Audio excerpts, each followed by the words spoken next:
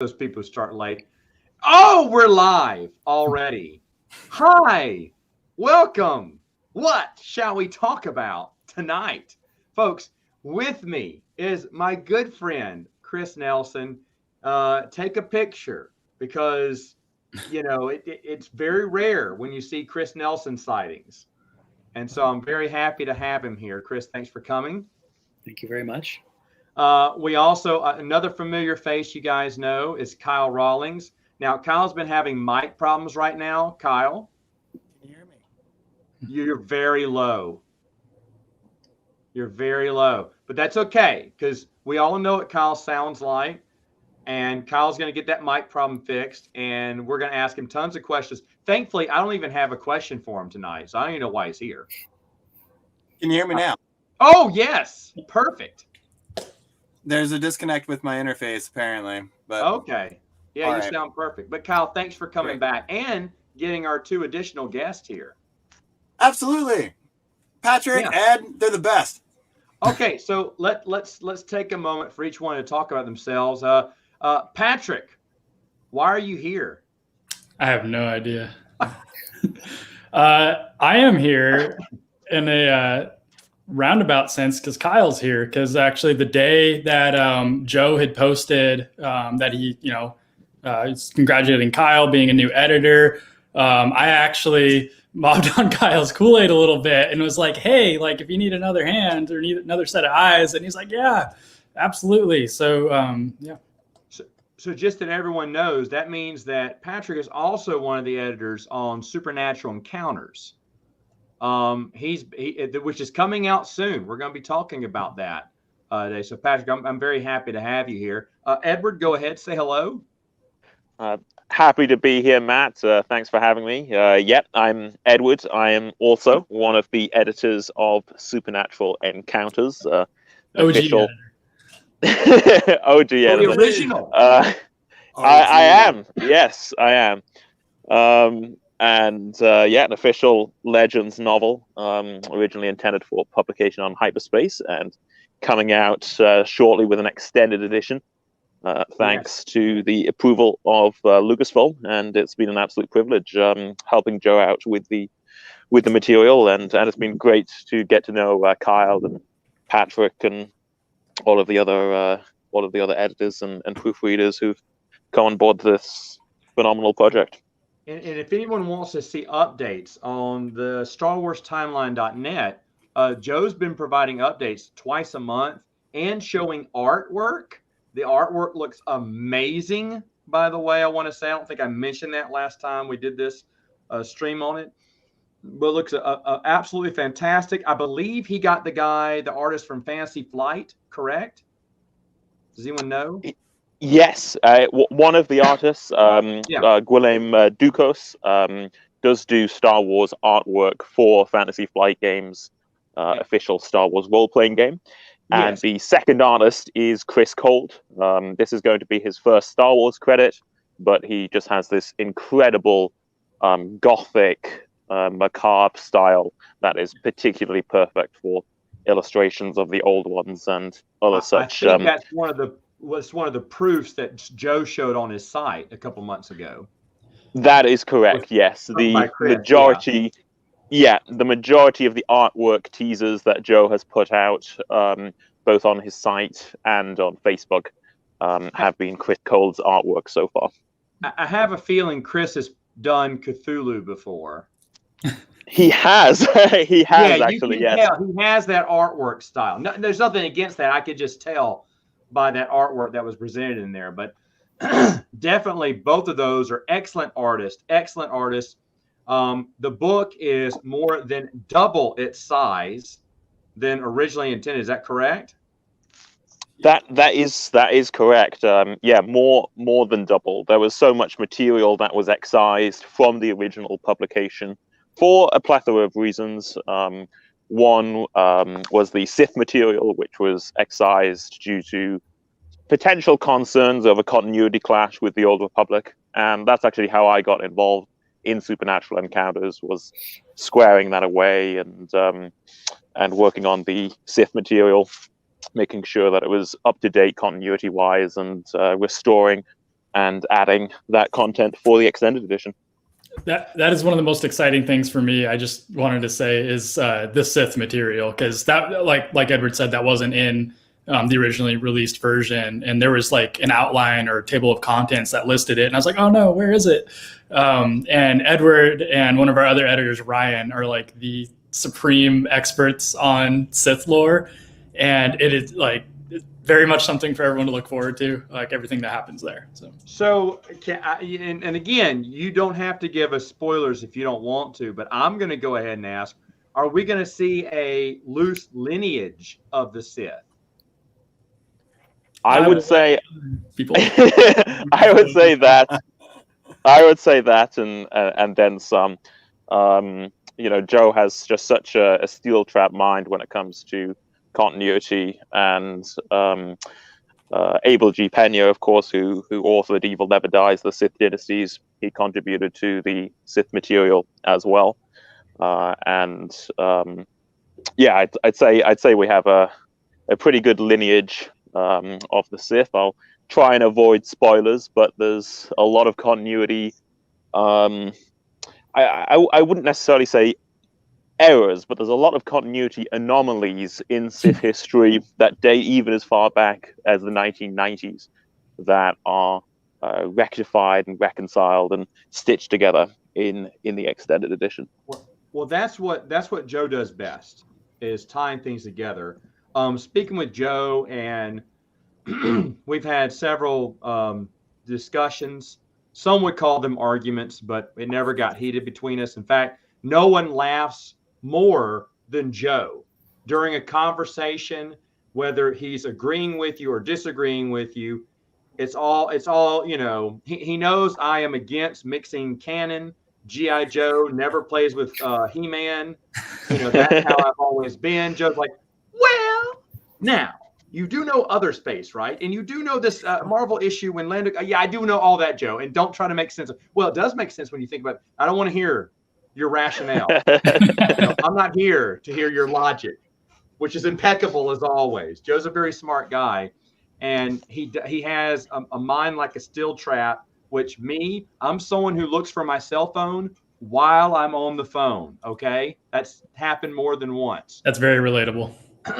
Well, Joe has this memory of how everything goes, and I will say this: I do know this. A lot of people are going to be excited, first off, to hear more about the Sith and get a final. I don't think, and Chris or anyone else can correct me if I'm wrong, I don't think we've ever gotten a big lineage like this before, have we?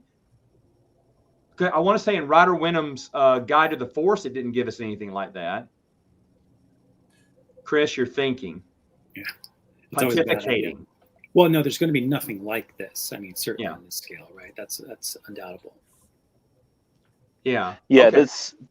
I think the last attempt to chronicle the continuity and lineage of the Sith was Abel's Evil Never Dies, the Sith Dynasties, on hyperspace on StarWars.com, which was a fantastic work that was celebrated by the fandom when it arrived, because it really made sense of the Sith history that had been developed to that date. But that was nearly 2 decades ago, and there's an awful lot of continuity that has been generated since, particularly in the Old Republic, that dramatically overhauled Sith history in many ways. And there's also an awful lot of references in Sith history, predominantly dating from the 1990s, but also dovetailing with the true Sith from Knights of the Old Republic 2, that didn't quite make sense, that are anomalously ancient, that predate the 100-Year Darkness that supposedly created the first Sith Lords and the Sith Order. And that really offered without giving away too much, that really offered a goldmine of material to work with in Supernatural Encounters, in telling, I suppose, that definitive, complete chronology or compendium of Sith history. Okay. Let me ask you this. So did Abel Jean Pena contribute new stuff for Joe? Did he kind of help out? Did he have some involvement in this? He did. Yes. Abel and I worked over email and phone calls to nail the Sith material. Of course, it's Joe's writing, and Joe's the one in the driver's seat. But it was a privilege for Abel and I to help out, and Abel also contributed. Aside from some new material, he also contributed cut content from some of his previous works pertaining to the Sith, including the infamously cancelled Vader's Legacy, as well as material that was excised from Evil Never Dies: The Sith Dynasties and the Knights of the Old Republic campaign guide. Right. Yeah. So yeah, Abel G. Pena's made several contributions himself to the expanded universe, and all of them have been great. In the form of articles, whether it's from Star Wars Galaxies, The Insider, hyperspace, he's done a lot.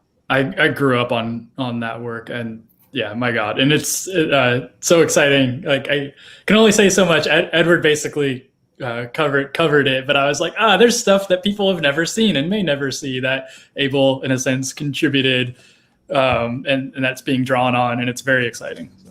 And it's funny how these type of people have these little things. And to Abel, it's just like, yeah, I've had this, or we had this worked out. And it's just, hey, here it is. It's just like something they have every day on their shelf. And you're thinking, oh my gosh. Like I freaked out when Ryder Wenham sent me an alternate rough draft of the Applejacks comic strip from the Applejacks cereal box. An alternate rough draft of an idea he had. I was like, whoo! Yeah. And so you get these little table scraps, and they mean a lot to people like us who just really love looking at, the history, the lore, and all the other stuff that's the stuff I want to hear about. If I had authors on this channel, I would ask them about stuff they got on the cutting floor. Yeah. What ideas got cut, what scenes had to get cut down, whatnot. Let me ask Patrick you this question. What and you can just generalize here, but I would like an answer. Okay, beside Sith lineage, whatever, when you're reading through this, because I remember I was reading through this a long time ago before he put out the little rough draft one, and I got excited on one particular thing, and I was like, I've never thought about that. That fits perfectly. Oh, that makes great sense. Oh, that's wonderful. Was there like a little light bulb moment that went off for you when he shows this connection that you thought, man, that fits perfectly? And if so, generally speaking, what is it involving? I'm trying not to stay fixated on the Sith thing. But I have to say, besides the Sith, we want more. I'm juicing you for more knowledge is what I'm doing. So I'm going to kind of answer in... Oh my God. I'm going to try and be very concise and answer that 3 different ways. One thing is the illustrations. So we have the 2 illustrators doing phenomenal work, as you already know. I think Edward's connection might have dropped out here, but there is some other form of illustration that will be in the book that Edward is overseeing that I'm very excited about. And so that's one thing is the illustration side of the book, especially with a book this long, that really helps to give breathing room, to the work, and it just enhances it in every way. And it's full color. My God. The other thing was when I read the prologue, and it was like the flipping Council of Elrond, and like, I could just see Mammon Hool like raising his voice like Gandalf, and like, you're all fools, and just like, that was so perfectly written. I was hooked and excited about the project all over again. And because I had not read the work until coming on as an editor, and just how that is such a good, like, purely by coincidence, because that was written ages ago, but it's such a good meta narrative contextually on what's going on now. And then the third answer is the Sith stuff. I will just say that when I came on as an editor, I sent Joe this monstrosity of an email, longest email I've ever written in my life. It was 10,000 words. And one of the attachments was a 13,000 word glossary I wrote in 3 days on the 100-Year Darkness. And it was everything I had found in like 10 years of research on the 100-Year Darkness. And I classified everything like, here's what we know, here's where there's a conflict, here's where I'm basically making shit up, just cards on the table, full transparency. This is how I came to this. Take it or leave it. You have essentially a 13,000 word reference book. And then when I got to some of the Sith material, and I'm like scratching my head, like, I don't know if this adds up. And then I just, the rabbit hole was amazing, because it's like, no, Ed and Ryan thought of all of this and they connected these dots. Like, there's a lot of fans see a lot of disconnect between Knights of the Old Republic 2 and then what BioWare eventually did with the Old Republic MMO. And so much of this is connected amazingly by Joe and Ed and Ryan. And like, I wrote a 13,000 word glossary on like a 100-year period, and my mind was blown at how much, like, there's things I missed. Like, yeah, so long answer, I guess. I know that there was nothing, like when I first started taking, my channel first started taking off, Joe had reached out to me, I think very early, and we started talking. And I was used to being, and here's the thing, I was used to being the only guy who knew all of this. Like, I didn't have many friends to talk to about the books. I knew some people who had read a few of them. So it was very rare to find someone who still read them. And if they read the novels, great, but they didn't read the comic books. They don't read the short stories. They don't read the magazines. So it was still limited. And I thought, well, there's no one, I guess there's no one really like me. And meeting Joe just like shows me this and then starts talking to me. And I'm like, what is, oh my goodness. I need to put my lightsaber down and go back to Jedi Academy again. Right. It was a great feeling though, too, because I'm like, finally someone else, you know, because I got excited learning from a lot of people when they watch my channel say, oh man, I didn't know about this story. I didn't know about this little comic strip or something like that. And I know what that feels like because, well, actually this guy, Chris, was the one that's like, hey, Matt, did you know that they made Fuzzy as an Ewok, Shiny as a droid? And I'm like, no. And I'm loving this. That they're called. Thanks for introducing me, Chris, to the Touch Me books series. Horribly named, horribly titled. Yeah, the pre-Me Too movement Star Wars novels. Me Too. Touch them. I did. I won't say where because we're on YouTube. But Chris has been showing me like little nuggets here and there. It's like, hey Matt, did you know? And I'm like, no, I didn't. Again, no, I didn't. And that's so awesome that this toy from Hasbro came out with a little, just a little book. I'm like, well, I got to get it now. And that's been so refreshing to see because I like those moments myself.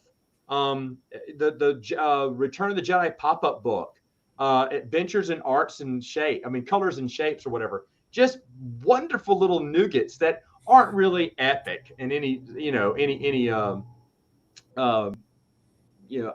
I can't think of the word right now, but they're not as epic as finding a lost novel like Escape from Dagu. But at the same time, it's still cool to see that little thing and see those extra things that make those connections. And this Supernatural Encounters is going to be one of those things that make a ton of connections. It can make a ton of people happy when it comes out. Now, Edward did say he'd be dropping for a little while. He will be back on. So, Patrick, we do have some people who have just joined us. Can you explain to them again about Supernatural Encounters? I don't know if I'm the best one to field this. I almost want to pass it to Kyle. Pass it to Kyle. I was trying to go this whole stream without him talking, but I can be his interpreter. Kyle, just pantomime and all. Yeah, Kyle, go right ahead. Tell everyone in the chat about Supernatural Encounters, potential release date, and what it's about. Go ahead. I can't speak on the potential release date because we're just not there at this point. I know. Dude, I'll say sucks. I speak for Joe Bongiorno, folks. You can tell him that. Go to his website. Say, Matt said you would have it by February. I'm going to say February. Oh, I heard it was coming out tomorrow. But... Yeah. Patrick, I told you to watch him now. But it is coming soon. It is coming soon. Website. Absolutely. But anyway, go ahead and tell everyone again about Supernatural Encounters before we move on to my next question. From the start, it's a historian who experienced all of the most macabre, eccentric forces that are out there in the Star Wars universe, and essentially there's a council shortly after his death made up of folk like Princess Leia, etc. And they're debating this historical record that he left behind, which is this phantasm and it's this huge origin story of Skyriver, the Star Wars galaxy that we know, and that's what the book is about. And I think that it's pretty topical, given that a lot of it happens in a courtroom debating this ginormous tale. And so it's as you coined it, the Silmarillion, sir. It's the Silmarillion of Star Wars, is what I said when I read it. I told Joe that a long time ago. Because I just felt it was just a mountain of information, and it's recounting and putting together and seamlessly connecting aspects from all over the expanded universe. Yep, and an ancient context. There he is. Edward. There I am. Sorry about that, guys. You're not just a voice. Yes, yeah, you can put a name. You can put a face to a name and a voice. So anyway, also, this was something that was set to come out on hyperspace. Did not. Lucasfilm gave Joe permission to go ahead and release it on his own website and finish it off. So it is coming out with Lucasfilm's blessing. It's going to be a lot of fun. Blue Pig, I'll ask about that one later. Saw your little question there. But first off, I want to ask Ed the same question that I asked Patrick earlier. Ed, you were gone during this questioning here, but I asked. Yeah, Patrick, I was about to ask. Yeah, what question was that? That's all right. Yeah, I was asking Patrick, name 3 things that irritate you about Ed, and he named 15. I only asked for 3. Oh boy! But I was going to ask you to do the same to him, but instead, he's rounding up, Ed. I know he's still counting, but anyway, Ed, the question was, what besides the Sith lineage? All right, you don't have to go into detail, but I do want to hear a specific thing that you found really interesting in supernatural encounters. Like, wow, I've never thought of it like that before. Because when I read the rough draft a long time ago, the meager little short 600-page story, instead of the 1,200 page grown man it's turned into, the dictionary, right? And it may as well read the Webster's dictionary. But there were so many connections that I loved, and some of them more than others. I was like, man, that makes perfect sense, and I love it. Was there a moment like that for you? And besides the Sith lineage that you enjoyed, you don't have to go into detail, but what particularly was it? Well, I worry that I could end up listing over 15 myself. But if I had to pick 3, I'd say the Yuuzhan Vong. There were some questions from fans regarding the Yuuzhan Vong in Supernatural Encounters, and some fans have been speculating about one of the art teasers that Joe has released. But Joe's treatment of the Yuuzhan Vong was, in my opinion, well, not just in the original version, but developed even more so in the extended edition, was just a brilliant way of grounding them in the pre-existing Star Wars mythos. And I think fans will be really pleased with how Joe has handled them and their ancient history. I think another really interesting point, although this somewhat dovetails with the Sith lineage, is the immortal gods of the Sith. And I can say that as well because Joe has put a teaser out there. I'll use Joe as my cue for what I can reveal. If Joe comes down on you, just blame me. Blame me. I'll take the blame. I'll take the heat from Joe. I appreciate that. But the immortal gods of the Sith are handled beautifully, and that's a very obscure pantheon of deities that were first invoked by Darth Vader in the original Star Wars Marvel comics from the 70s. And other than scattered references to individuals who may have been considered immortal gods of the Sith, such as Typo Gem in Book of Sith and Darth Endedu from the Legacy and Republic comics, we haven't really seen that pantheon in action. And in the extended edition, we do get a good glimpse at the immortal gods of the Sith.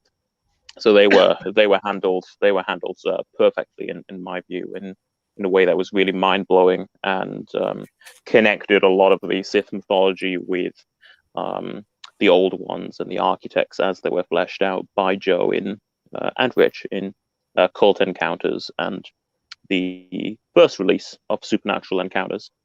And another moment I would say is the Battle of Neutron. Coruscant's early history has always been something of a mystery. We've seen artwork in the Essential Guide to Warfare. We have these bits and pieces of sort of poetry and lore, but not anything very detailed.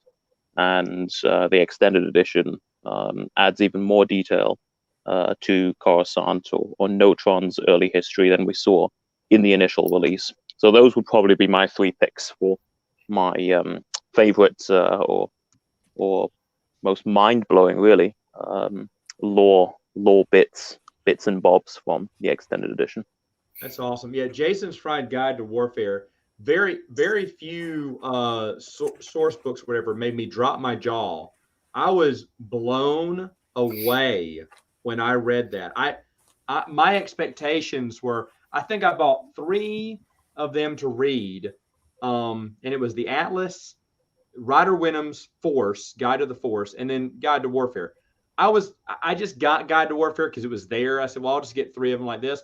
I'm going to read Warfare first because I'm not, I get to see all the statistical. I thought it was just statistical,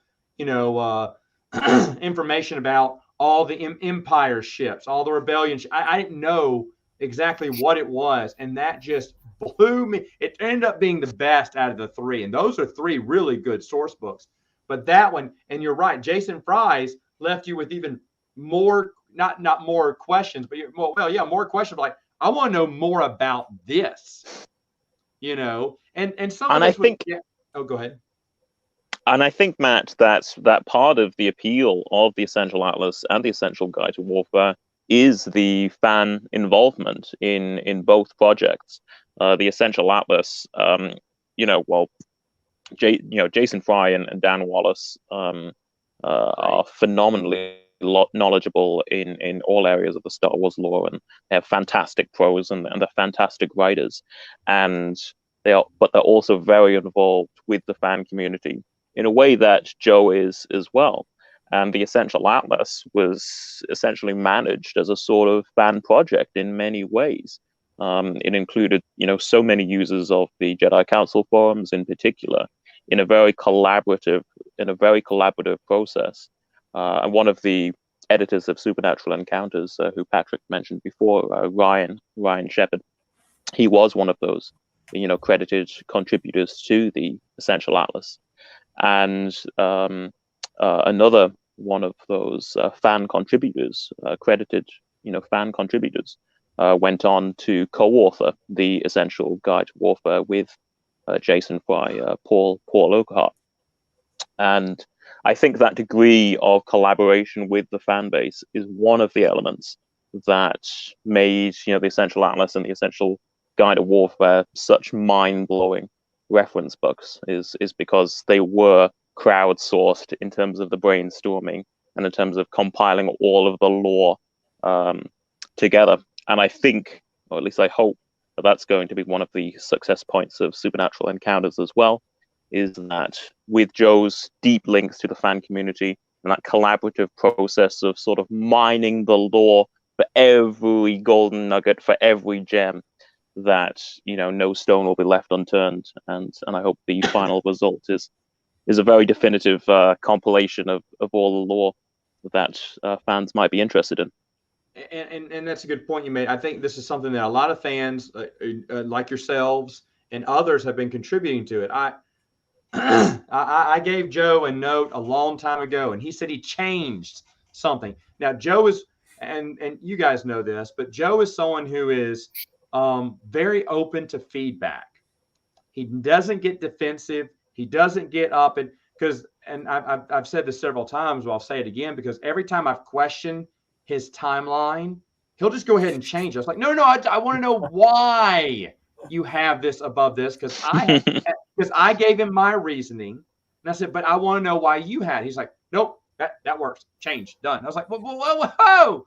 So he's not someone who's like prideful, you know. For someone who's been keeping the timeline for as long as he had, because he was there before there was Leland Shee, for crying out loud. There was Joe, and so I knew that, and I'm not going to question the keeper of the timeline. You know, if I do, I better have, you know, my cards. That's what Joe was credited for in the Star Wars the role-playing game by West End Games. You know, that's how he got involved, was his timeline. So as you say, he was there before Leland Shee, and he was helping out, you know, Star Wars in an official capacity in those earliest days, when the material put out by West End Games really was the only expanded universe material being put out there before the you know, sort of golden age, as it were, of the Thor novels and the Dark Empire comics and Tales of the Jedi. So, you know, his timeline was solicited and helped West End Games a lot. Oh yeah, exactly. But if I was if I was like Joe, you know, who had been around forever, had been, you know, one of Lucasfilm's main resources for continuity, and had been around for as long as I have, I'd have been like Gozer from Ghostbusters. I've been like, I am above mankind. I was here before anyone else knew what Star Wars was. Neil, you know, I mean, I would have been like, I'd have had a head this bigger than what I have now. But Joe doesn't seem to have that at all. He's a very humble guy, willing to have feedback. In fact, really has respect. I've talked to him, really respects and is so thankful. And you guys know this because y'all talk to him too, but he's so thankful for the work that y'all put in to look at little, you know, errors here or little, you know, misprints here or something. And he loves that. And that's just a great attitude to have for someone who's been around for as long as he has and in an authoritative position for as long as he has. So that's a testament to him. I absolutely agree. Yeah, he's everything best about both the fandom and the professional side of Star Wars. It's been incredible collaborating with Joe and the other editors. Like, it's broadened my horizons. Like, I was a hipster about Star Wars when I was in the 4th grade. I was like, no, Dark Empire doesn't work. And, you know, this was before the shows were being processed. I'm like, nah, scale's too big. I didn't like the Jedi Prince series, even though that was age appropriate. So I started reading like the Anne Crispin Han Solo trilogy in the 4th grade. So I was a hipster, and Joe has like turned me around on Dark Empire, on the old school Marvel comics. And so is Ed. It's just, the best part about all of this, and I think most of us editors has been just working together. So you peeled back a little bit of a secret there, Patrick. Jedi Prince is also going to be mentioned. This is more just discussions that we've had for fun. Okay, we've talked about cover. Things, and yeah, good cover. I can't say one way or the other whether there's Jedi Prince material in there. I can neither confirm nor deny that information exists. Is that what you're stating? Yeah. So I think it might be more that he doesn't remember because the book is so long. It's only 1,200 pages. You haven't committed to memory yet? Only you call yourself an editor. I'm kidding. Well, that has been the most challenging aspect of the editing process, is Joe and I coming across material we wrote maybe 3 years ago. And saying, did you write this? No, I don't recognize that. You wrote that. No, I didn't. Where did this come from? What does it mean? Yeah, and then having to search through sort of Facebook messages and Google Docs and emails, you know, to see what was the intent there. You know, is it material that has been you know, that is now in continuity conflict with other material now that all the other, you know, aspects have been restored and we're trying to stitch together. So yeah, no, it's the sheer length of the work does make things challenging because Yeah. there's so many bits and pieces there, and ensuring the continuity between them all is particularly challenging if you don't actually remember where a given paragraph came from, which version of the draft was this from, and what was its purpose. Now, and by the way, Patrick, in the chat, someone's giving you dark greetings. If you don't get that Jedi Prince joke there, but I actually my 6 reviews on the books was probably some of the most fun I've ever had reviewing a book, period, because I loved it. So I read it when it came out. I was a kid when it came out, and I gobbled them up, and I thought they were amazing because they were written for 12, 13-year-olds, right? And of course, when I got older and looked back on them, I was like, oh, and there is a lot of ridiculousness in there. And some of it has been straightened out in RPG material already. A lot of it has been straightened out, but we've never gotten a big, what's it called? A combined story of it all kind of set out there. And I think we may get that in Supernatural Encounters. Now, folks, we're all sitting on secrets here. Kyle, he can't even talk about anything right yet. True. But soon, Kyle will be stealing the show and talking about secrets he knows too. Kyle's the spoiler. He's just he's the spoiler. He's like Tom Holland. He's like Tom Holland. We have to hold him back. Every fortress needs a breach. We get to blame everything on Kyle. So. Yeah, once the book releases, you got to wait to the end credits because Kyle's going to be there with the stinger. Okay, he's going to have that last little bit of surprise news for you once the book's released. Now, we've already given Joe a date. I think you said tomorrow. The book's going to come out. So everyone, please quote Patrick for that. I said February, but well, I'm sure Joe's going to love it when we say that. One thing I get asked all the time is I wasn't part of the it was Indiegogo, right? The Indiegogo thing, the funded. What was the crowdfunding? What was the crowdfunder used? Does anyone recall? I forgot. It was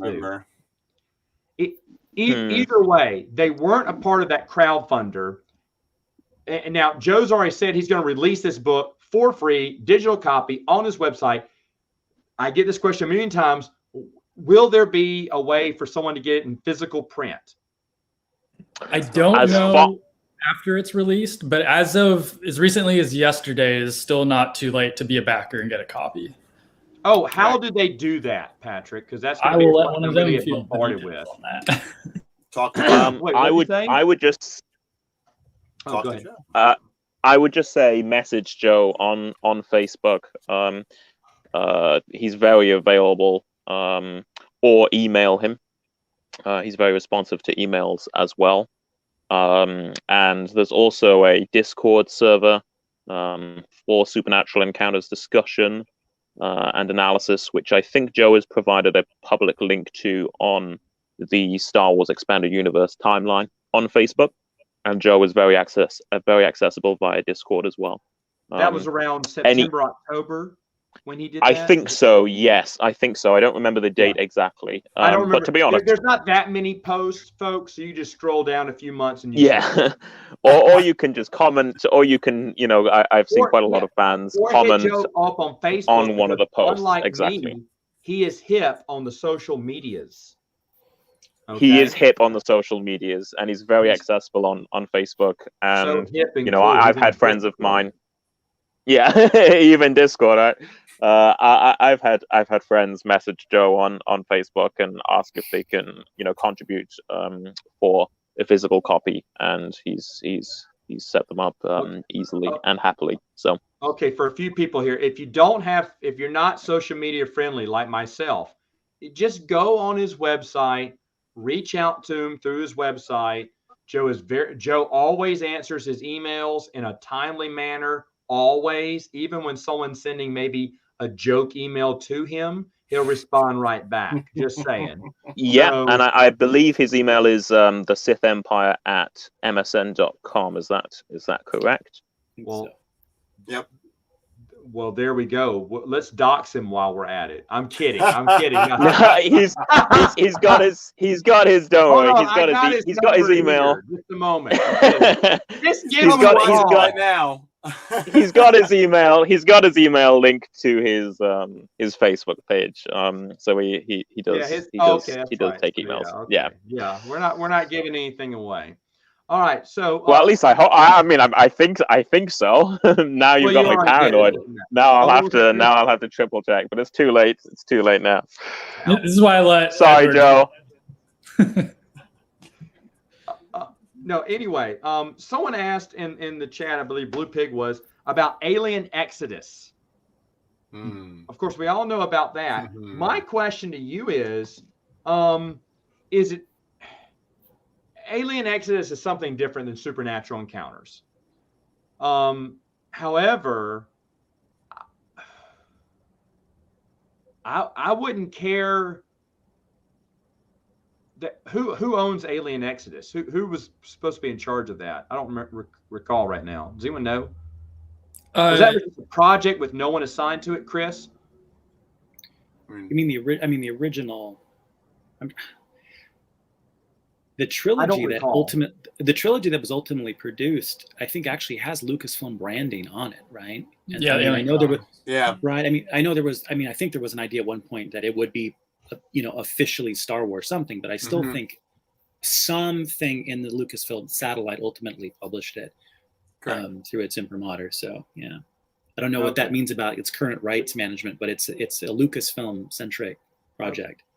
But there you go, not officially connected. Correct. You would say, okay, so there you go. But you won't need that. Supernatural Encounters, like they've said, is that all the weird, the obscure, the odd, plus a lot of other stuff that's tied in together. And like I said, if anyone's familiar with Lord of the Rings, the Silmarillion provides a deep history of Middle Earth, from the first age all the way up to the second and somewhat into the third. And that's exactly what Joe's given you. He's not continuing the stories of Luke Skywalker, Han Solo, and all that. You won't see that here. You'll see a separate story told. Oh, by the way, that's the other thing. This takes place in between, if I remember right, the dissertation takes place in between Legacy of the Force and Fate of the Jedi. Am I right or wrong on that?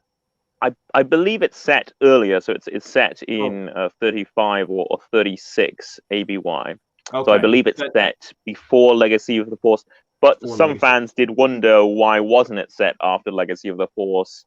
They had some questions about that, and Joe sort of gave his reasoning as to why he said it when he did, with the sort of assumption that off screen some of the characters in Fate of the Jedi might have sort of said, that's what our whole Hextrathon was talking about. Now they begin to see that his mad writings were true, and as they see Abeloth come forth.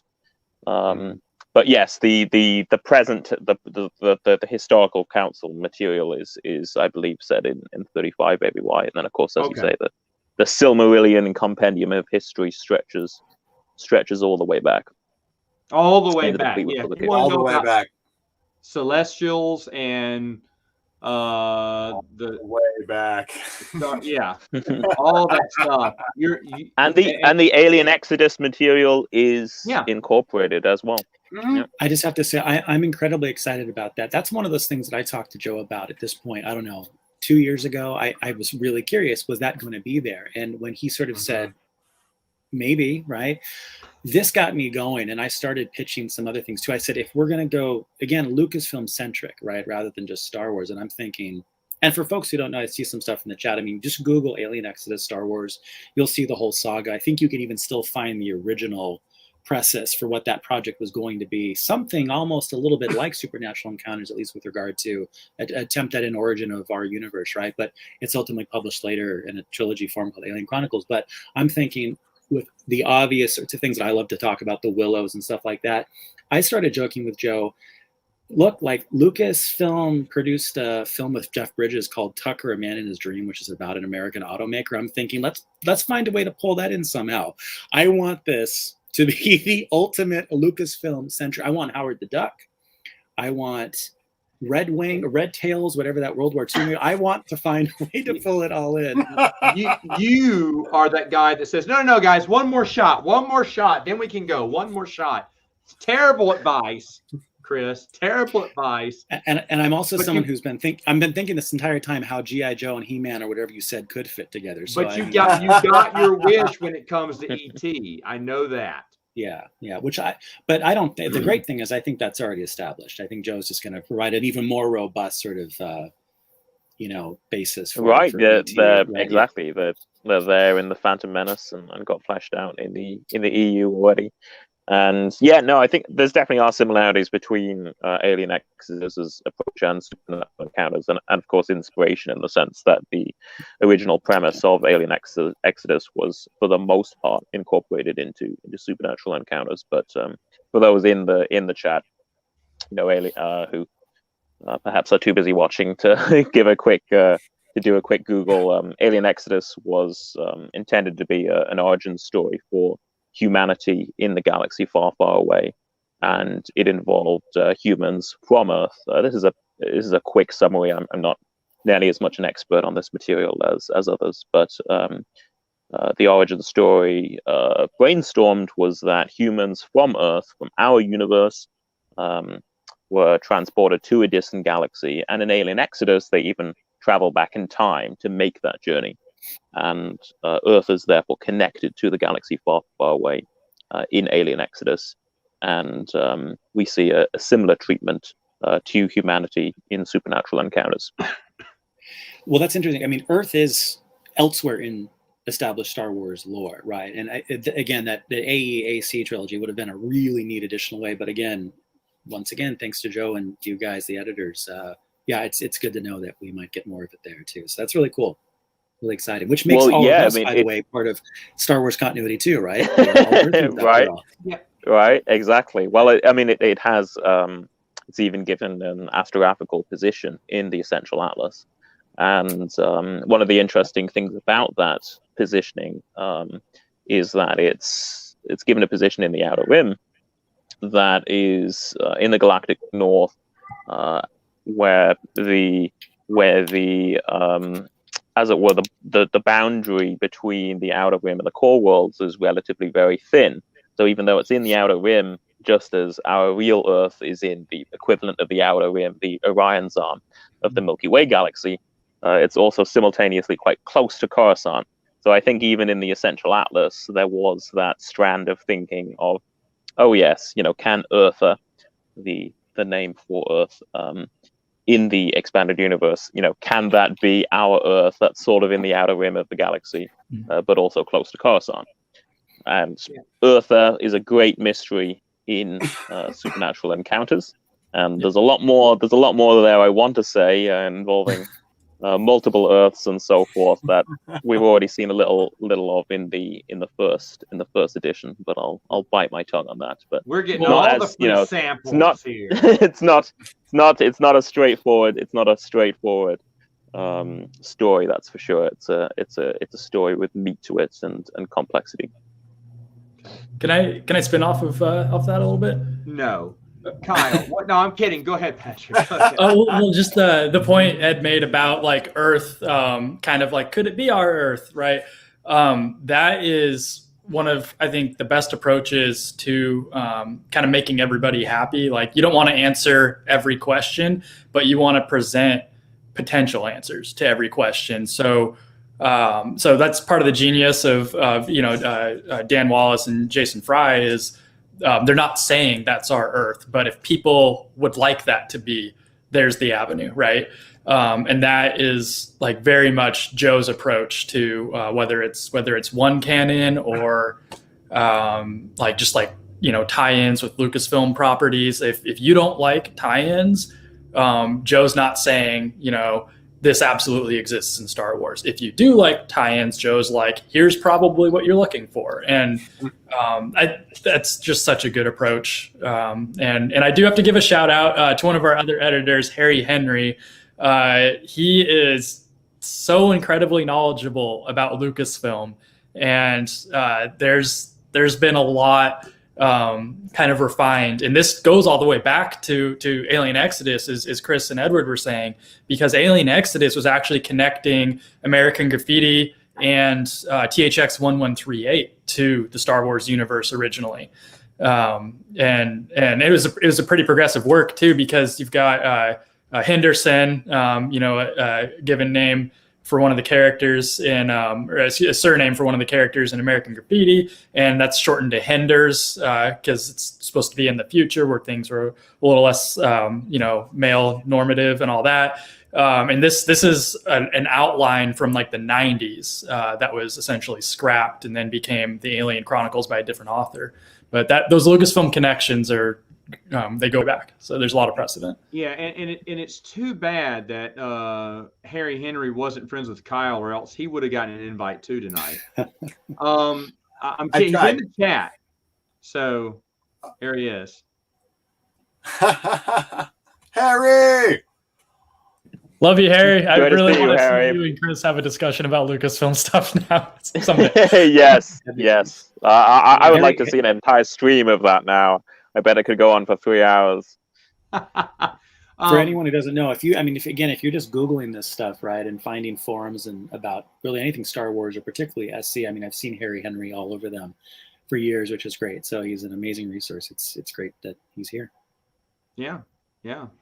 It's too bad Kyle wouldn't give him a link. I tried. Oh, here it is. Yeah. What drama? Yeah, what are you talking about? See, I thought a Wookiee was supposed to rip my arms out of my sockets, but instead they just rolled around the floor kicking and screaming.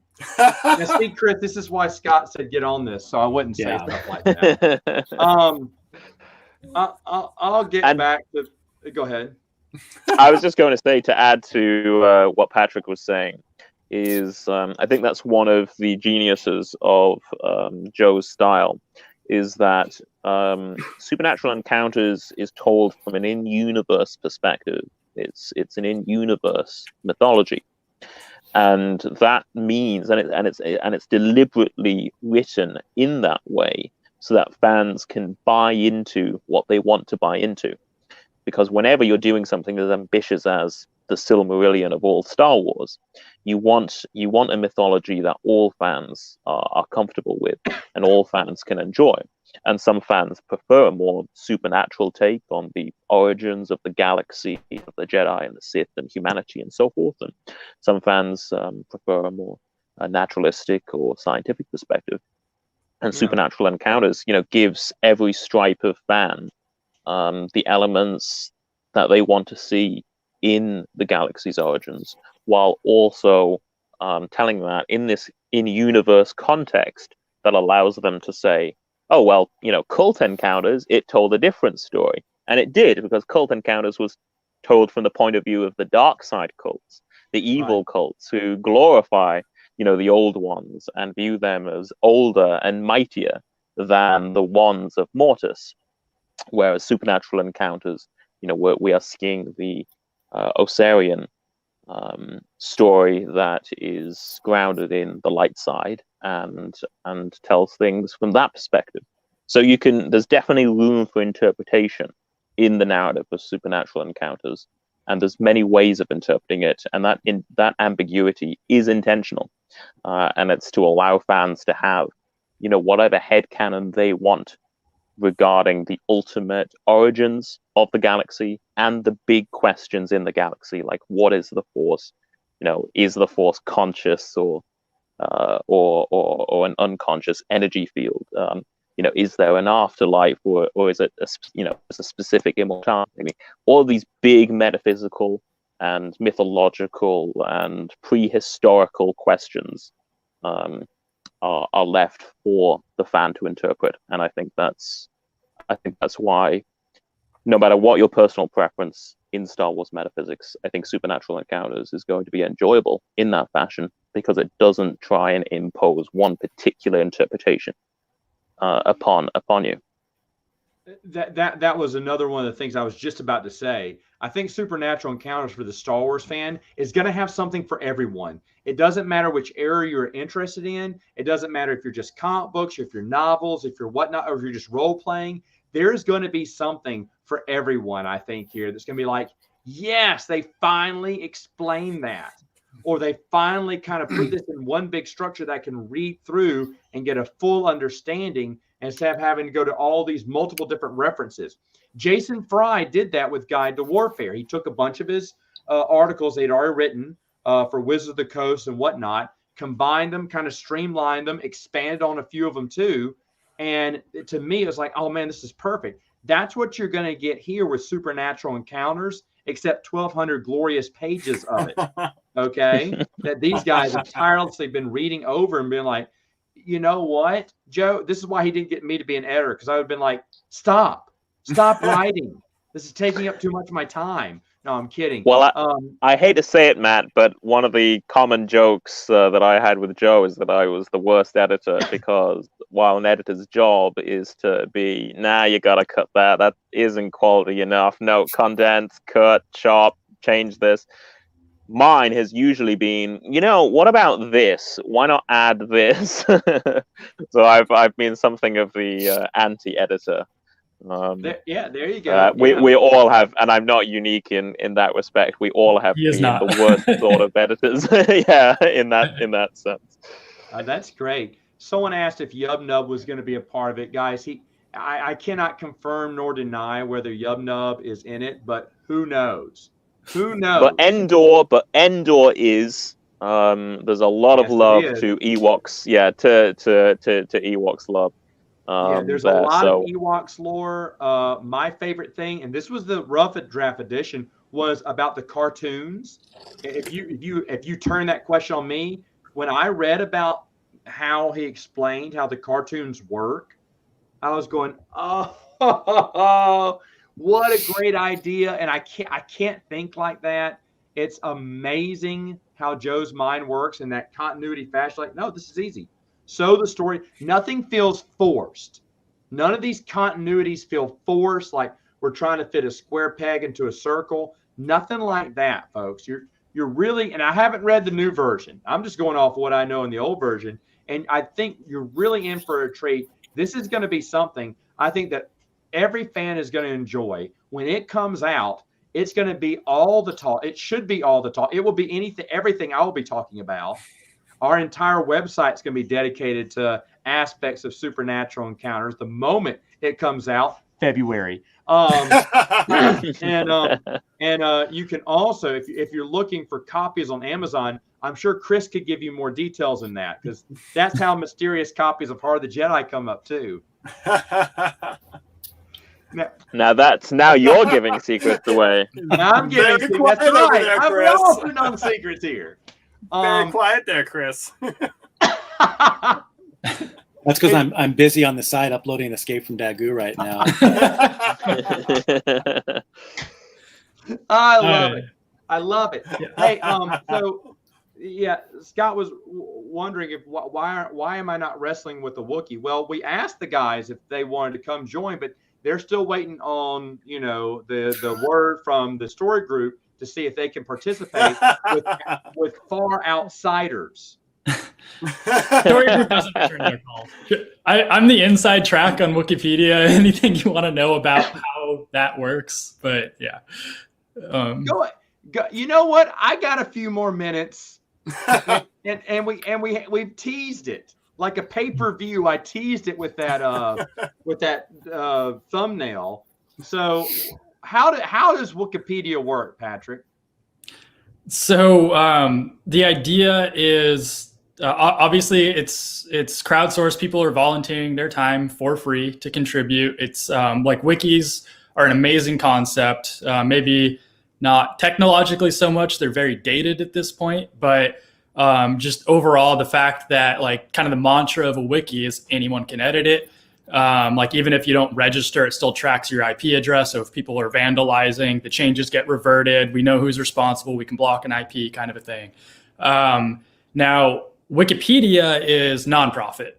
It's Wikimedia org, and like we all get those nice little notifications to donate for poor Jimmy Wales. By the way, do some Googling. Wikipedia is never hurting for money, so don't feel guilt tripped by. And this is Wikipedia, to be clear, like the main open source wiki. Now we're going to have Wikipedia admins commenting on they're too nice. It's okay. Bring it. Now, fan wikis are a separate matter. This did spin off of the Wikimedia Foundation, but it was a separate thing originally called Wikia, and now it's been rebranded as Fandom Inc. But they are not a nonprofit. They are a for-profit organization. Wikipedia was monetized through ads in a few years back, and it's pretty aggressively like putting like YouTube videos at the top of things, and like Brandon Ree at some point bragged about like how into SEO he is, and so but I do want to be clear, most people who work on whether it's the Star Wars wiki or another fandom wiki are not paid. They are literally just like awesome, passionate fans like ourselves, volunteering their time and energy, just literally for the greater good. But at the administrative level, it gets kind of icky, and it's a little more for profit. Back in 2014, when there was that whole April 25th announcement, they decided after a little bit of like open. Like a census track is what it's called. And then there's the Senate Hall discussions on the wiki. They were actually discussing like, hey, we don't want to have two separate wikis because we want to be the central, fan wiki. We want everybody to come here. And it's not pure altruism behind that. It's also like sometimes it's more about the wiki than it is about the mission, which is like to unbiasedly report Star Wars information. And that's when the decision was made to split the legends and canon tabs when you go to the wiki. And this was a deviation from all precedent because the expanded universe was not fully decanonized. The actual statement in April of 2014 was that a different story would be told post Return of the Jedi. And we had all sorts of sources like the Build the Millennium Falcon magazine by De Agostini. I'm struggling to think. There was another major source, but they were still there was also the volume Fantasy 2 Flight Games as well. Files by De Agostini, but they were essentially saying we're going to cut off expanded universe content at Return of the Jedi because that was that statement. And we're still going to talk about Darth Krayt, or at least his former self, but we're not going to say anything after Return of the Jedi. Those are our marching orders. Some of the earlier Build the Millennium Falcon magazines, they talk about we've got the Killik hive mounds from Alderaan, and they connect those directly to what's the planet from Rebels with Lothal. So we see those Killik hive mounds on Lothal because this is going back to Ralph McQuarrie's concept art. And Dave Filoni doesn't always do his homework and did not consider like, oh, hey, this cool concept art actually has lore precedent. And so the way Rebels presents it is just like, hey, it's this thing no one's ever seen in Star Wars before. We've got these hive mounds on the grasses of this world. A lot of Lothal was based on concept art for Alderaan. Now, this wasn't just concept art, and I don't know if Dave Filoni knows this, but this was commissioned art in the 90s, the very last work that Ralph McQuarrie ever did. And this was original lore that George Lucas, Kevin J. Anderson, and Ralph McQuarrie were all saying, this is Star Wars. This is not, like, they did pull in some concept art for the Illustrated Star Wars Universe is the book that this was all in.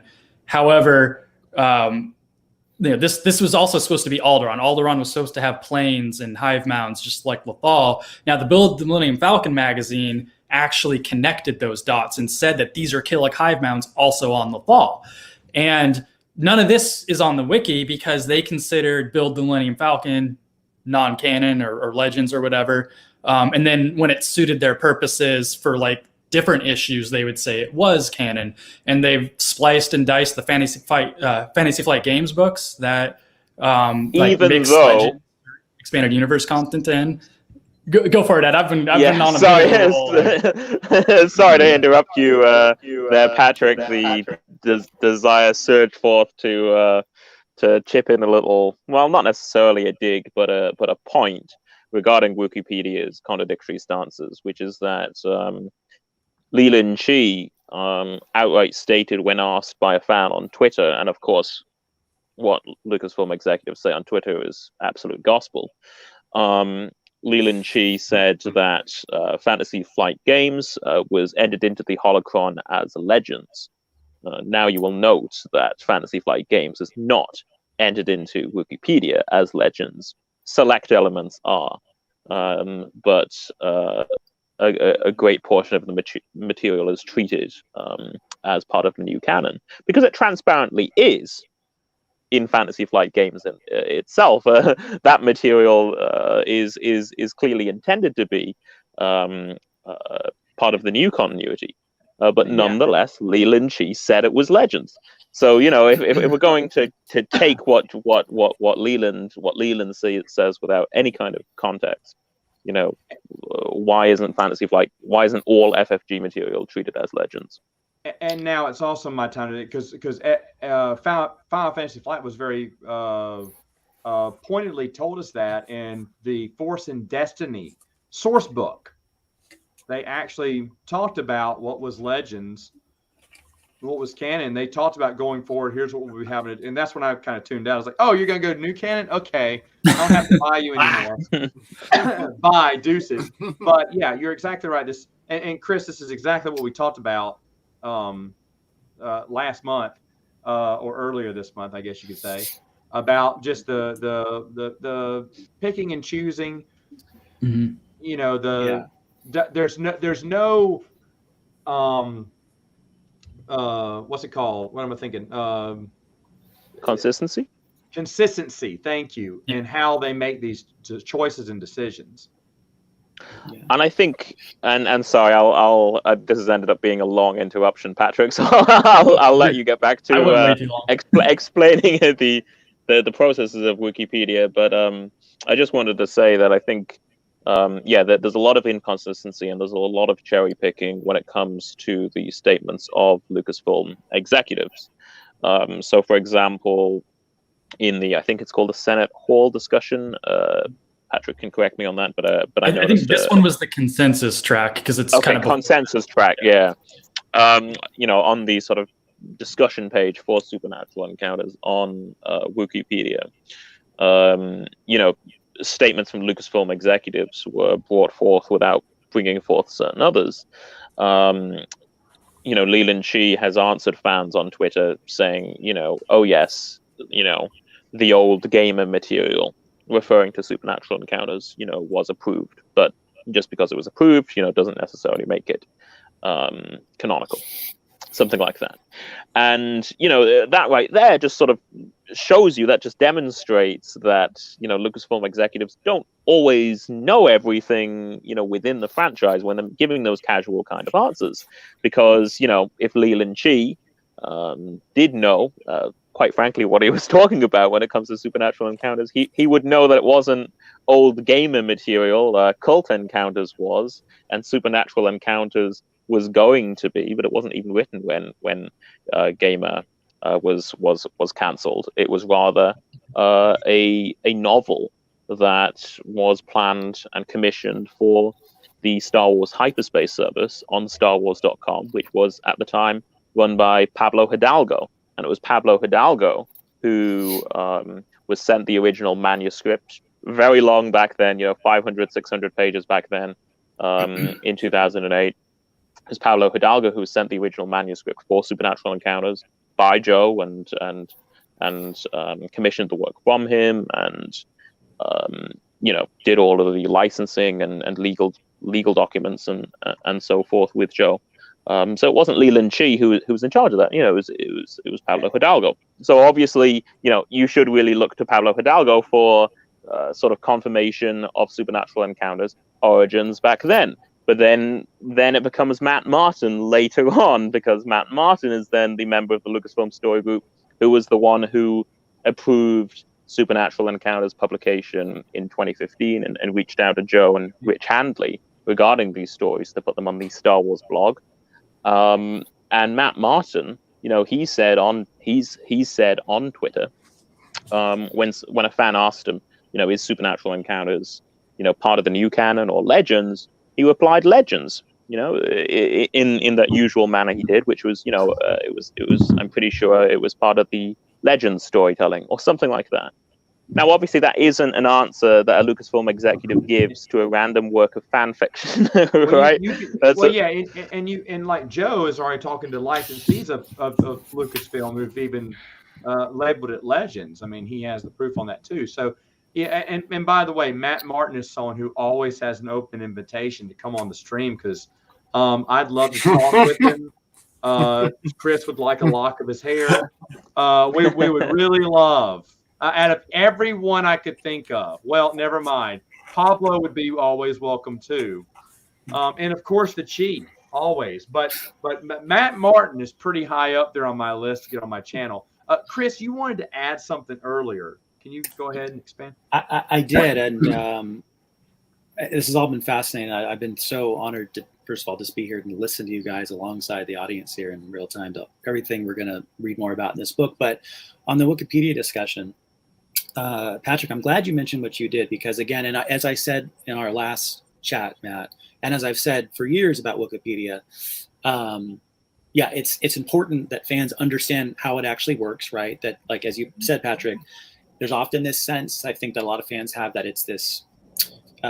It's a professional company with a slate of professional writers who are given professional marching orders about what to write about, right? Yes, as the reaction to our last video proved, there are a group of administrators who have opinions, right, who pull some strings and who have an editorial approach, right, an editorial bias, who cherry picked and all these sorts of things, who kind of lack a lot of nuance, I think, about this. It's important to remember that on the whole, the vast majority of things that are added to Wikipedia are done by fans like us, right? Which is why it's upsetting that they would want to then go out of their way seemingly to alienate many of us from wanting to keep it up to date. Exactly. And again, Matt, like last month when you joked that it hasn't been updated since 2013, obviously you're exaggerating it, right. So we want to make that clear, but And again, Patrick, you were providing a lot of great examples too, as I said last month, that Wikipedia has unfortunately played a major role in, I think, spreading a lot of confusion just amongst the fandom about what Legends is, what the EU is, what the community of people arguing for more Legends is. It's confusing, right? Now, by the way, I said on that, and I've said before, and I'm always a little mysterious about this because I don't want to sort of dox myself, but I have experience with these Wikia platforms. I am the chief editor of a Wikia, and actually used to work with Larry Sanger, who co-founded Wikipedia, right? And one of the things that Larry Sanger was always so upset about with Wikipedia, among a list of other sorts of things, is that it lacked the ability to actually incorporate expertise where it existed and where it mattered, right? To infuse the wiki with not just sort of like all of our random thoughts that we can sort of prove via sources, but, the nuance needed to sort of like turn cherry picking into actual nuance, right? Instead of having just to binarily decide Legends canon or those weird articles now on the website that have no label, right? Because they don't know what to do with. And I think that what is so unfortunate, right? Here's a good faith take on, I think, where I think many of those admins have gotten themselves into a weird place here around the book, is that take Wikipedia, right? Given that there's who knows how many editors at this point, right? Hundreds of thousands right out there in the world contributing to a website like that. The community has had to create a lot of editorial rules, right, to sort of that are very general but very strict, right? Because the admins can't, on an individual basis, talk to every single editor about every single edit, right? So you have to say broad things like a source, or a contribution has to be sourced by a reliable source, right? And what a reliable source means this thing, and we have these debates about that, right? So on the one hand, you have to agree with some of these admins who say that no, we need some really robust sourcing, right? Otherwise, anything goes. Fair enough, right? But that's something you say on a Wikipedia level to a random editor on an IP address, right? Who's never going to come back and make some random update, right? And potentially vandalize the page or something, or include something that's fake. When on the other hand, you have Joe, an EU established author with substantiated credentials, emails with the story group, right? In direct communication with the admins and these editors, you are able to say, okay, this general strict rule doesn't matter as much as the facts before me, right? And so I think what's happened is something that I've seen over the decades at places like Wikipedia and the other wikis that I work for, is that sometimes these rules force the editors and the admins who create the rules to actually do silly things, right? And I'm always thinking of George Orwell's essay, Politics in the English Language. The last thing he says after this list of all these great sort of grammatical tips and stylistic sensibilities is to say, ignore everything I've just said if what these have told you to do is about to make you do something barbaric, right? And I think that the good faith interpretation is that right now they're stuck in their own logic of their own rules that they're using for people who are not the Joe Bongiornos, who have the emails and the evidence from the story group itself. So they need an out, right? They're stuck in their own logic. I think I just say, just allow a little nuance in. That's all we're looking for here. So. And I think that's particularly important, given that their own rules have allowed not just this sort of material, but material of considerably greater ambiguity in nature, origin, and background to be chronicled on Wikipedia. Yeah. And for as long, I'm not a dedicated Wikipedia editor or former editor as some others on the stream are, but I have lurked and consulted Wikipedia as I think many fans and professional authors have as well. And for all of the years I've known Wikipedia has had a vast section totaling hundreds, if not thousands, of articles of what they label to be ambiguously canon material. And that material, those pages, those articles always have a label at the top clarifying that the material within the article, the lore, comes from a source that was released or originated outside of the Lucasfilm licensing process. It'll outright say that it's unlicensed. And these include the Casus Belli French role-playing material from the 1990s, the early Polyhedron, Avalon, Challenge, Inquest Gamer. There's a myriad of sources that are chronicled on Wikipedia that were developed and released and published completely outside of the Lucasfilm licensing process. There was no email contact with Lucasfilm. These projects were never commissioned by Lucasfilm. Not all of the ones I just listed, just to be clear, but some were developed, essentially entirely independently and entirely unofficially, and their lore is, chronicled on Wikipedia. As I said, hundreds, if not thousands, of articles. There's an entire label for this. There's an entire category for this, and subcategories within the category, and so forth. And these articles have been written and maintained, and they're very lengthy, detailed articles by a plethora of established and dedicated Wikipedia editors over a decade.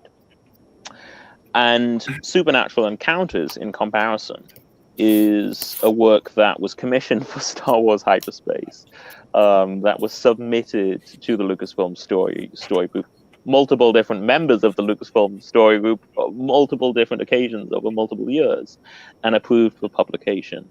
And ultimately, its publication on Joe's website was part of an official plan to publish it on StarWars.com.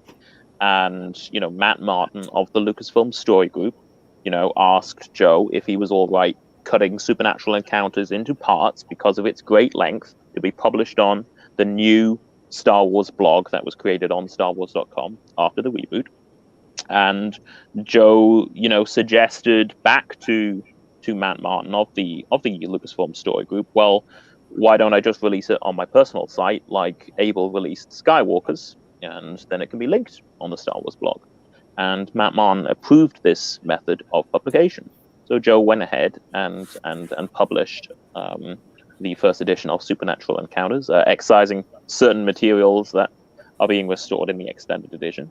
but he published it on his personal website. That was part of an official Lucasfilm approved plan of publishing an expanded universe work that was originally intended for hyperspace. And again, the licensing documents, Joe has even gone out of his way to forward. I'm not too sure the new administration, but at the very least, he forwarded the old administrators of Wikipedia, copies of the legal documents that he filled out and signed when this project was commissioned by Lucasfilm. And Joe has contributed to Star Wars before. He's contributed to Star Wars Insider and Star Wars Game and Star Wars The Role-Playing Game. And those licensing documents are the Lucasfilm licensing process. There were no additional hoops that he had to jump through for his prior official contributions to the Star Wars Expanded Universe. The approval process for Supernatural Encounters was as official as it gets. There is nothing more official. The only unconventional thing about it was its method of publication, that is published on Joe's personal website. But that was at Joe's request, so as to preserve the full Titanic length of Supernatural Encounters. Just like and Dan there is Wallace's precedent for that. That's what I was about to say. And there is precedent for that in the post-reboot era. Skywalkers and Lone Wolf by Abel Pena. A lot of people say, oh, they were published on StarWars.com. They weren't. They were promoted on StarWars.com. A link or an embedment of the PDF was made, but they were published on Abel's site. As Dan Supernatural Encounters. It was exactly as promoted Supernatural Encounters on StarWars.com.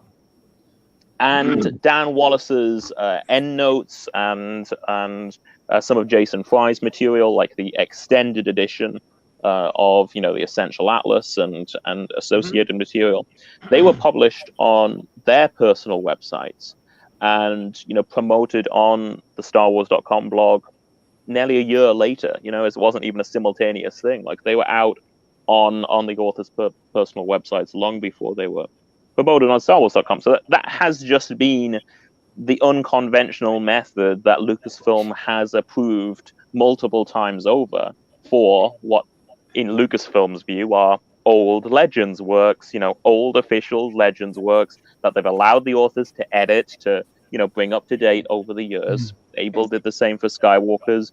Joe did the same for Supernatural Encounters during the same time period. Abel brought Skywalkers up to date with the Darth Plagueis novel by James Lucchino, and he brought it up to date with the Star Wars: The Clone Wars. He changed the time. He changed the time setting of Skywalkers and some of the lore. So Joe did the same with Supernatural Encounters. Practically concurrently, right? These were the two long hyperspace works, the longest hyperspace works that, being so long, didn't kind of meet the deadline before hyperspace was taken offline. But it's also a positive because it gives hyperspace or the Star Wars blog like recurring content that they could dole out over time. Right. Exactly. That has it was been very the official, method very used. on the up and up. Joe publishes canceled works on his website with approval. He cross promotes or publishes fan fiction. He is the most open, honest, collaborative, working professional anyone could ever meet. He's not trying to say this thing was official. That wasn't. It just is what it is. He's like, here are my emails without anybody's privacy being exposed, just so you know. And just to make it clear, Wikipedia administrators, going back to the older, more toxic administration, they've been moving the goalposts for a very long time.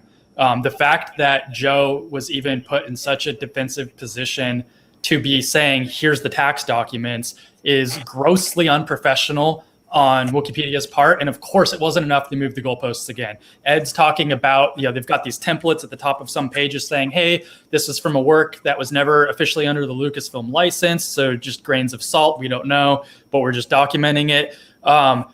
Ed is being cooperative with them and even making that argument because Supernatural Encounters it's not unlicensed. And that's just him extending an olive branch to Wikipedia. Like, hey, so even if you don't consider it, part of this continuity that in a legal work for hire contract is part of that continuity, but you do as you will with your fan site.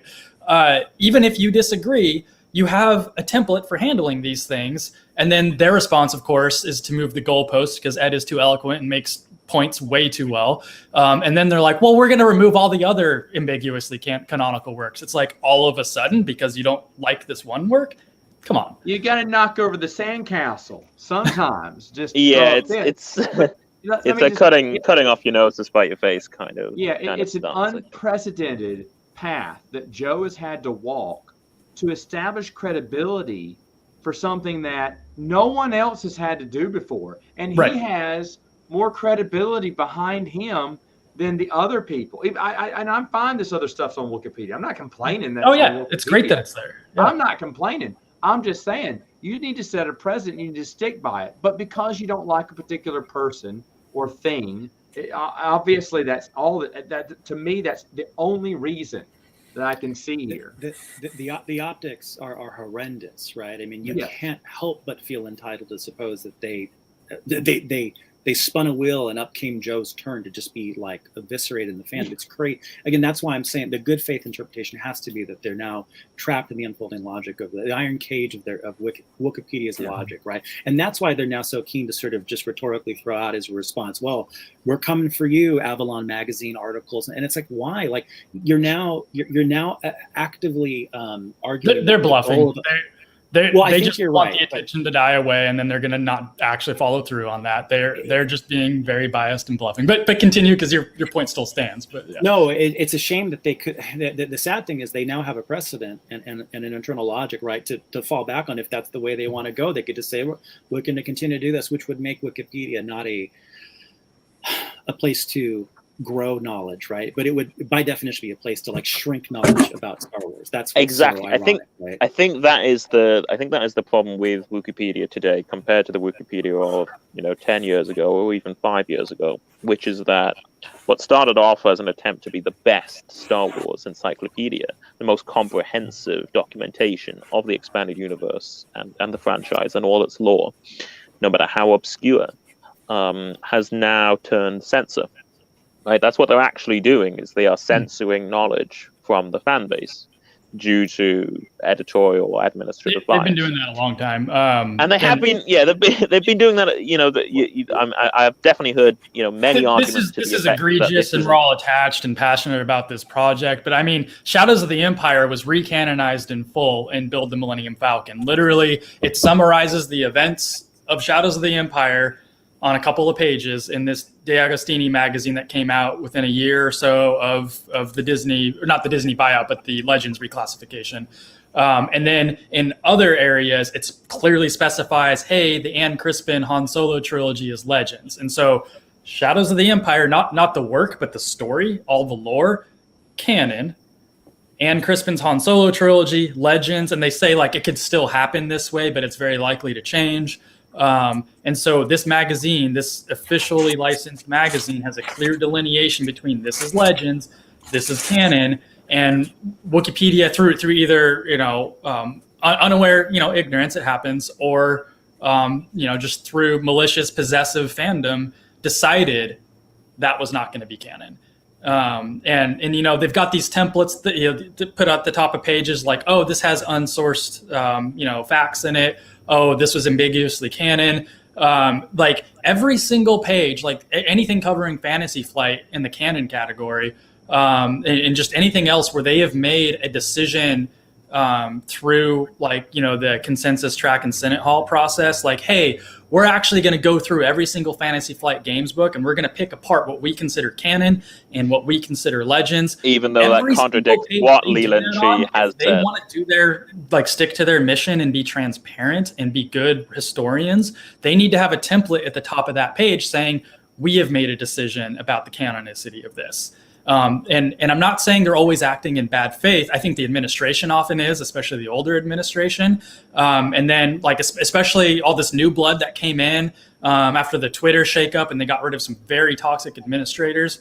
I think most of those people are acting in good faith, but they're sort of deferring to the veteran Wikipedia administration who are extremely possessive and deliberately manipulate some of what's considered canon. Like it's a point I wanted to make, and I promise I'll shut the hell up after this, is the fact that we even call the Disney era continuity canon and the other one Legends is entirely Wikipedia.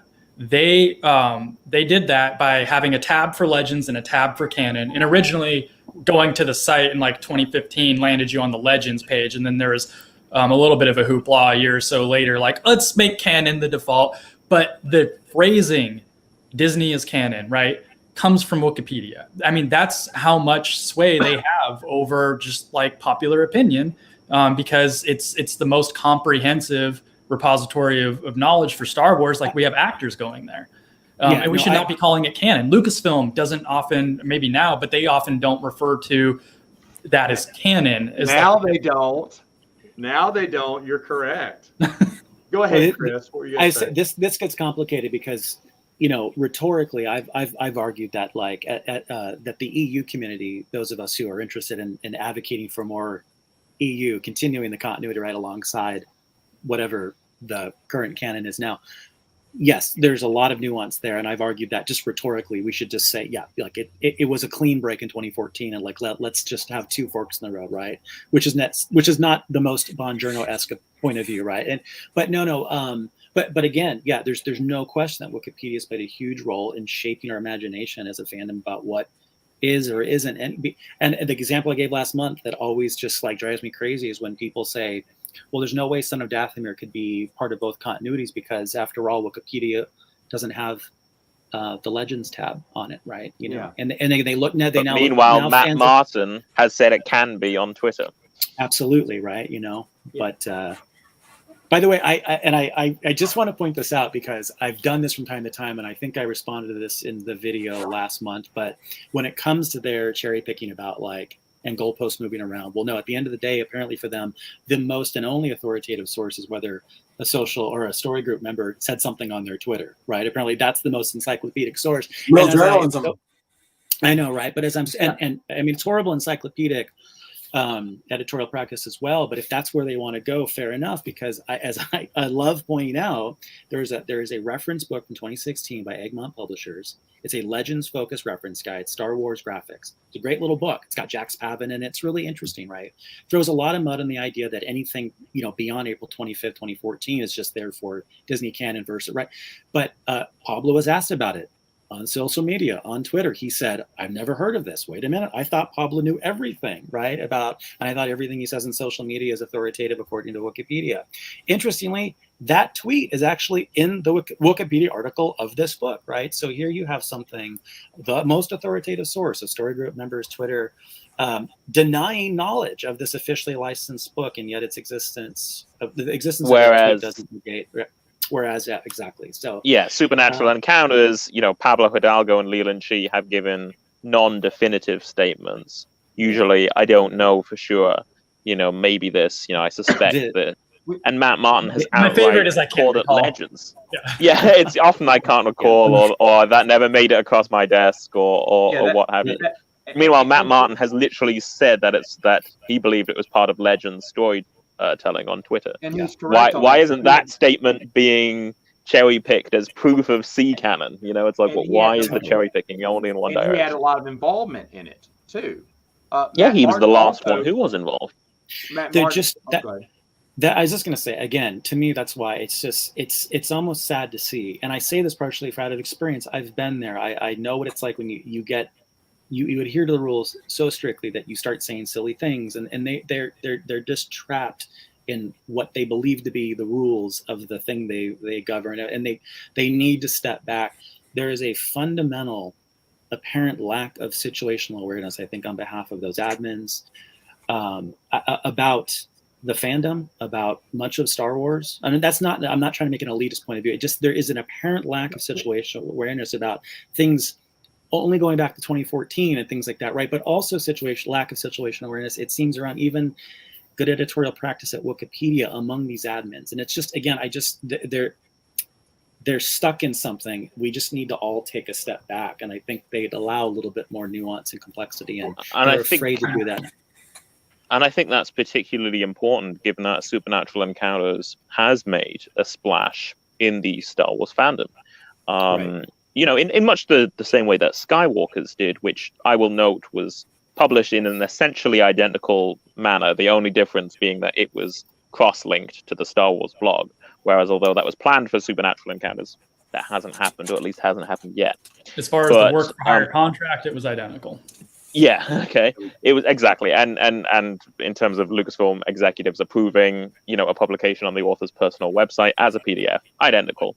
And that is chronicled as unambiguous C canon, by the way. I do recall there being a controversy about Skywalkers when it came out in 2015.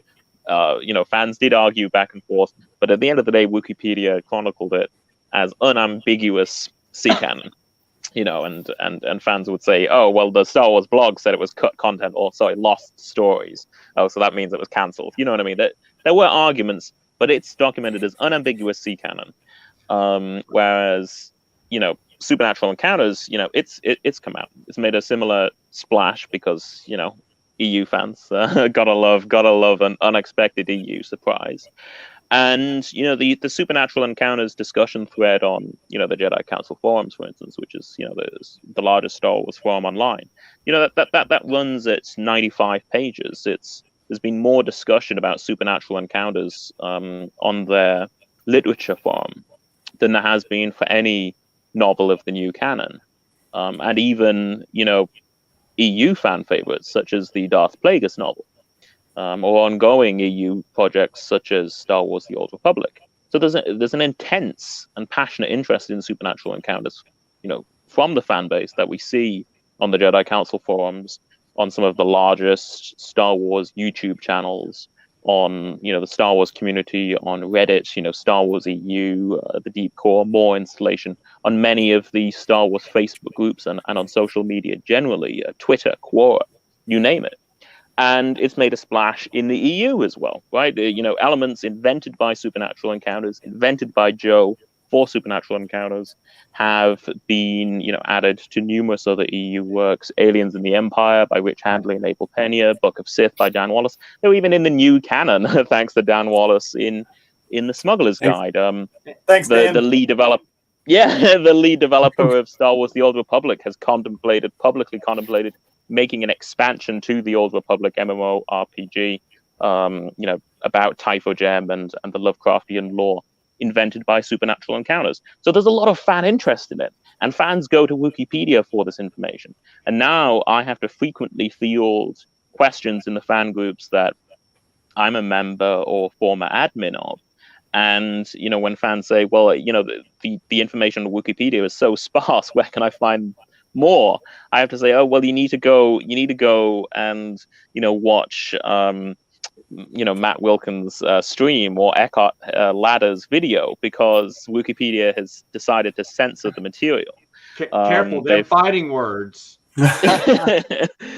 they've decided to censor the material, and it's just mind-boggling, given that the fans who come to me asking questions can go to Wikipedia to find out knowledge about a species of sapient foliage developed by a completely unlicensed, completely unofficial source in the 1990s. And they can go on Wikipedia and find that out. Because, as I said, Wikipedia, contrary to their own word, has an entire label specifically for unlicensed content of ambiguous canonicity. Right. Supernatural Encounters is not unlicensed.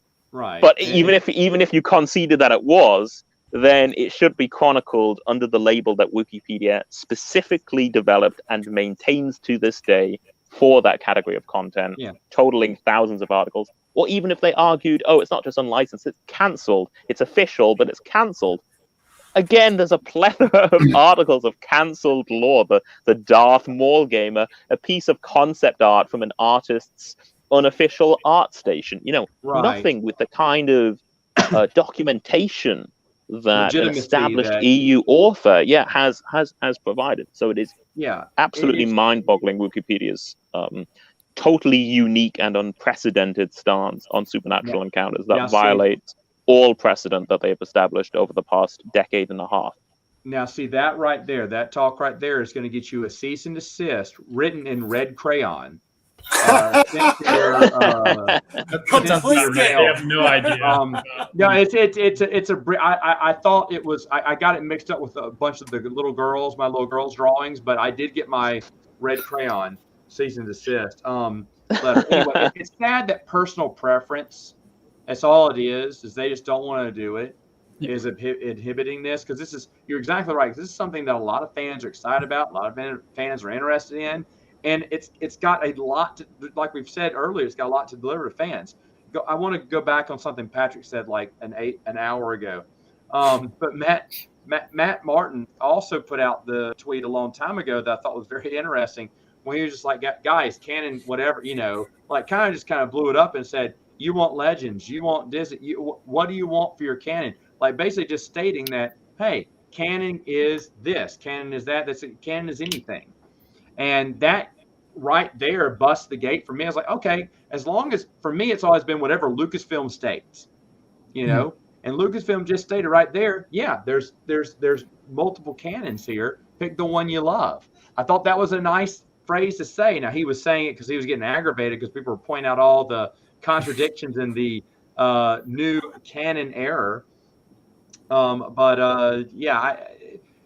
Even going by that tweet is like, well, you know what you should do is just open up. I liked it going to Legends first, because a lot of this stuff, when you go to canon, there's like a little stub of an article. Like I just looked up Dexter Jettster, because why not, right?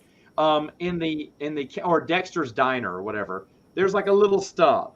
You click on the Legends, and there's this big long that's what I want to read about. Yeah. Not just a little, and it's generic too. Owned by Dexter Jettster. Obi-Wan went to visit him in episode 2. Okay, that's it. Great, good. Saw the movie. Know that. But you click on the Legends thing, and then boom, here's this long history about it. Go ahead. No, and to say, and fair enough, right? That's the editorial decision that right. Administrative consensus decided upon. That's fine. I'm not knocking it. In fact, again, I want to make totally clear. By the way, I want to back up real quick too. For anyone who doesn't know, Matt's joking reference to receiving sort of like writ in crayon. For folks who don't know, but I just want anyone who didn't watch the last video, I want people to know how cartoonish this has gotten. We were all literally threatened with a lawsuit for complaining that Joe's been treated this way. So by editors on Wikipedia. I saw that. I saw that. That's like that's absurd, right? Can I please interject very briefly? Sure. Okay. Not just Wikipedians, but other fans who are mentioning lawsuits. For your own good, please shut the hell up. You really don't know what you're talking about. Yeah. And you really just don't want to go there. Yeah. And it would not work the way you think it would work. That's all. Yeah, hashtag bad legal take. Yeah, absolutely. But, no, but again, I mean, there's a lot on Wikipedia. There are a lot of gaps on Wikipedia, and again, I guess that's the whole irony of we are here defending ultimately the value of Wikipedia to be the greatest aggregated resource of knowledge on the web about Star Wars. But again, they're going out of their way to shrink it rather than enlarge it, and that's our point. Those gaps exist. You could argue because fans like us are treated the way we've been treated, threatened with lawsuits, right? When we say, hey, include more, don't include less. So by the way, I have been a Wikipedia editor in the past. I am no longer. It's not worth it to me if I'm going to be treated. Circa 2014, right? Perhaps. Yes. Yeah, exactly. But anyway, yeah. So again, where those gaps exist, I'm not there to knock the website. I'm there to say, hey, maybe it could be stronger if more fans felt comfortable joining the community. Right? We'd love to see it be more. Yeah, and I think that is absolutely well, at least when I can speak for myself. That's definitely where I'm coming from. If I ever am articulately barbed in my passionate presentation of my arguments, it's because I am coming from a point of view where I'm a big fan of Wikipedia. I can't say that I have the editing experience that others in this stream do, but I have long consulted Wikipedia for its lore, and I do love the site. I just think that you do need consistency in the logistical and administrative decisions regarding what kind of content should be not just allowed but encouraged on the site. And touching on what you said about the little stub the article that you'll get on the Canon tab, well, it's like there's a little stub article on the Canon tab for Typho Gem, and fans finding Typho Gem as part of the new canon, that's as in Lucasfilm's eyes as official and sanctioned as you can get nowadays. They're going to want to know more about the character, so they'll click, picture the sort of casual fan for a second. So they'll click on the Legends tab to find out more, and they'll find essentially an artificial stub, an artificial in the sense that fans want to write more, but are being prevented from doing so by Wikipedia's own administrators, such that fans are going to end up confused as to, okay, so there's a god that's worshipped by the Sith, and a Junta Paul, believed to be the first Dark Lord of the Sith, perhaps erroneously, but was believed to be the reincarnation of Typho Gem. This is an incredibly important figure. Where does he come from? What did he do? And you're not going to find anything, because the book that invented it, the official expanded universe novel slated for release on hyperspace and published with Lucasfilm's permission by the highest authority, Matt Martin of the Lucasfilm Story Group, all material from it that invented this incredibly important god, a literal god in the Star Wars galaxy, has been censored from the website. And what's worse is the implication of this is staggering. Supernatural encounters being written by Joe Borgiorno, and with the input of passionate fans and authors like Abel Pena. Well, you're talking about people who really seize on the obscure and the arcane.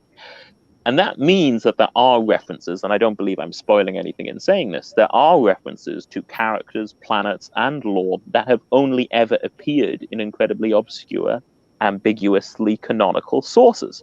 And that means that there are articles that have stood on Wikipedia for a decade and been continuously updated. I know they're continuously updated because I would say subscribe to it. I get notifications to my email when an editor updates the article, and there's these articles regarding characters and lore referencing supernatural encounters that fans would want to chronicle supernatural encounters expansion of that lore in, and yet by Wikipedia's own precedent right now, an official expanded universe novel approved for publication by Lucasfilm, its essential canonization, or Legends canonization, perhaps in the view of Lucasfilm, but it's a canonization of a completely unofficial, completely unlicensed works lore, is going to be neglected from the article. You'll have articles of characters with the unlicensed, ambiguously canon sticker, pertaining to a character or piece of lore invented by a totally unofficial, totally unlicensed, totally unapproved, quite frankly not affiliated with Lucasfilm in any way, source. And then the lore from the hyperspace book that was published with Lucasfilm's approval and was commissioned by Lucasfilm and licensed by Lucasfilm, its addition to that character are not going to be in the same article. It's literally saying, by Wikipedia's current precedent, if they don't make an exception for at least that, by Wikipedia's current precedent, works that are totally unlicensed, totally unofficial, are being deemed more official than supernatural encounters. That is how completely inconsistent the recent decision regarding supernatural encounters is. And that is just absurd. Yeah. Kyle, you've been wanting to say something since an hour and a half ago. I'm so sorry, Kyle. No, you're good. It is absurd. I just wanted to see if you're still alive down there. I know if we set a still image of you, you just took a still image of yourself and just had it there, and wanted to see you move around, make sure you're still alive. No, I agree with all these points here. We all have appreciated Wikipedia in the past. I think anyone can say that. I mean, shoot, I've looked it up several times. I know I said earlier, and I don't trust its timeline. I stopped trusting a long time ago because things were a mess. And I'm talking about a mess, not in I mean, if you're just looking at Pablo Hidalgo's Reader's Companion, there's a lot more that can be put in there. Okay. Oh, yeah. And even he admits that too, but that's what I'm saying. There's so much more that it could have, and there are fans willing to help upkeep that and put that in too. Any of y'all would have been happy to put in the whole story of supernatural encounters, to make the subtabs, to make the, to make the links to the other characters that are involved, write their thing too. It's not like they didn't have the manpower to do this, okay, either. But it's just like, people are going to want to know. And yeah, they would go to Wikipedia. I told you I did today for certain things. There's certain things I won't go to, and I am upset. I don't believe them, and I did exaggerate in the last stream. The thing is, their focus on expanding legends has greatly dwindled in recent years. It's greatly dwindled in recent years. And the thing is, there's still so much we're finding out about it, and so much more that's out there that hasn't been clearly defined on the site. We're already happy with what we have. We just want to see it, have more. Because go ahead, Chris. Can I just say, let's just be super fact-based about this, right? Super value-free, okay? Here's what we are entitled to say. We don't know the insights. We don't know what focus they want with Legends or not. Because again, ultimately, it primarily is done by random fans, right? Volunteers. Right, volunteer. But here's the thing. Here's what we absolutely can say, right? We know that one Legends content in particular, they don't want anything to do with, right? So at the minimum, you right, these are the facts, right? We know for certain that there is something Legends related, official, licensed, approved by Story Group, documented through notable, reliable sources, et cetera, as supplied to them, they don't want on the site, right? And that's what's just so weird, right? So this isn't some existential threat to the Legends fandom.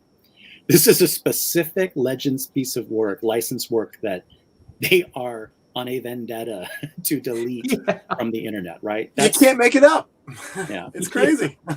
It is. Ethan, you're asking where Wrestling with the Wookie Round 1 is. I'm glad you're enjoying the conversation, but it was actually a more civilized age this month, is what I'm talking about. This was just a little joke between me and Kyle that I put up this thumbnail for. Now everyone's gonna start looking. Where's round 1? Round 2 is great. Where's round 1? I didn't have such great guests such as Patrick and Edward here to help expand a little bit on their knowledge. I thank you both for that. Thank you. Is there? We've all earned our lawsuits so far. So I'm going to switch. Complicit. Bring it on. I guess. Good luck. I guess there you go. I'm trying to think of your mama joke, but I can't. So I mean, anyway, I do want to thank both of our guests there. Is there anything else that you guys want to say about just Supernatural Encounters upcoming? Any last words about that? Yeah, I would love to. The only reason I'd like to hog the airtime and go first is because I do have to actually go in a couple of minutes, so fortuitous timing. But I just wanted to say, again, I'm going to sort of take my cue from Joe here in terms of what I can say, but just to maybe generate some hype or some interest around the upcoming release of the extended edition. There's a lot of loose threads that have been left in the expanded universe that the extended edition of Supernatural Encounters does close. And taking my cue here, put your fingers in your ears if you don't want any spoilers at all, but just taking my cue here from some of the teasers that have been put out already. If you ever wondered who the true Sith from Knights of the Old Republic 2 were, the mysterious Lovecraftian empire hiding in the unknown regions, menacing the Sith that perhaps are false Sith in comparison. If you ever wondered about the Carbonite Sith army in Empire at War, you'll get answers to these loose threads and others in Supernatural Encounters. You'll also be given closure for many of the anomalies in Sith history, the Sith lords and the Sith characters that are too ancient and too impossible to explain. From the Killick Sith Lord from Game 9 to the Sorceress of Ambria to Tulak Hor, Darth Andedu. and even touching on some of the ambiguously canon material I was talking about, the incredibly obscure Kuardnar from Casus Belli 113 from the 90s, Dark Lord of the Sith from the 100-Year Darkness era. There's going to be a lot more than just the Sith chapters restored. So that's just, for fans of the Sith and fans of the Old Republic era. And there's so many more surprises and gems in Supernatural Encounters. And if you like Cult Encounters as well, and are familiar with Rich Handley, who co-wrote Cult Encounters with Joe, on a sort of non-Star Wars note, I am currently working on a Stargate book with Rich Handley, as well as Joe Duffy from who wrote some of the original Star Wars Marvel comics, and that will be coming out soon as well. But that's just if there's any Stargate fans out there. But, I'm a huge Stargate. Really upset Rich didn't reach out to me about this. Is this coming out from his publication? It's coming out from Sequart Books. Okay, Sequart. Okay. Who've also come out with some fantastic books on Star Wars. Joe has written some amazing essays for. You've got to check out Joe's contributions for the Sequart line on Star Wars, and Battlestar Galactica and so forth. Joe and Rich have written for Sequart multiple times. That's how I know Rich. That's how you know Rich. That's how I've also talked to Rich before, and Rich is another person that will have hours of conversations, laughing and arguing, and most of the time it's about Star Trek. He's a big Trekkie. He is, yeah. I'm just Star Wars and Stargate me, but I did not realize that he was a Stargate person. That never came. He is. Yeah, he and I had a convert. We put a lot of peer pressure on Joe to watch Stargate, and he's not that. Never mind. He did. There you go. Yeah, he didn't like SG-1, but he loved Atlantis, so that was a half victory in my and Rich's book. Forgot about that. He did pressure me on that. We just never got to talk about that. But yeah, Rich is also someone who's obnoxiously smart when it comes to continuity and tying things together. Absolutely, and he did a lot of that work back in the 90s and the early 2000s. Many discouraging talks about Discovery, how he tried to keep tying it to the Prime universe, and I kept saying, "Stop! It's garbage, Rich." Rich, well, if you think about it this way, but anyway, that's also definitely when is that Stargate coming out? It's going to be coming out later this year. It's called Unauthorized Off-World Activation Exploring the Stargate franchise. Love it. Lock in your chevrons, folks. Go ahead exactly. And get that one. And I hope everyone enjoys Supernatural Encounters when it comes out. It is an absolute gold mine of lore, and I might be biased, but it's honestly my favorite expanded universe work to come out to date. I know that's very biased to say that, but I said that I said that before it was cool. So I'm gonna authentic fandom of Joe's works here. I said that of Cult Encounters before I got involved with Joe. So it's authentic love of the works there. And I unfortunately I do have to go now. But it's been an absolute pleasure talking with you, Matt, with you, Chris, Patrick, Kyle, of course. We'll have to do this again sometime. It was great. Absolutely, Edward. Thanks for coming on. All right. You take care now. Catch up with you, Ed. All right. So, Patrick, anything else to add? I could not possibly put it more concisely, eloquently, and beautifully than Ed just did. I could touch on a couple of other takeaways other than Supernatural. Go ahead. Okay. I love it. I guess to kind of put a bow on the Wikipedia thing for now, and Lucasfilm, I just want to say I have massive respect for all of these Wikipedians who volunteer their time. And a lot of their top featured articles are Legends material because that's what people are passionate about, and that's a lot of why we don't see a lot of work being done on the so-called canon. But I a lot of editors disappeared in 2014. And that's not just on the Wikipedia policy. It's also just overall, a lot of people lost steam on Star Wars with all these, years we had invested into this subculture. It sounds like Chris, you and I both kind of stopped being kind of active there. And it's just kind of exhausting volunteering your time and your energy for something that ultimately goes unappreciated, even within the Wikipedia community. But I did just want to say on a more positive note that I absolutely could see, Wikipedia, becoming more positive again. And I would just encourage a lot of the new editorship to focus more on just being good historians and being transparent. I know decisions get made, like continuity decisions, through consensus tracks and Senate hall meetings and such and votes. But, maybe consider putting a template on pages that, you guys made a call, and it's not necessarily, by the letter what the source says, and just make it as transparent as possible. Stuff like what's going on with supernatural encounters is grossly unprofessional. Like no other author has been asked to reveal tax documents. And this is Top Roller and Ralter, the former very deeply toxic editor who's now gone. But I also want to caution Wikipedians that like he and Darth Kulitter were not alone. Like they had a toxic clique, and some of those people are still around, and more than likely Top Roller and Ralter is still around under a new pseudonym.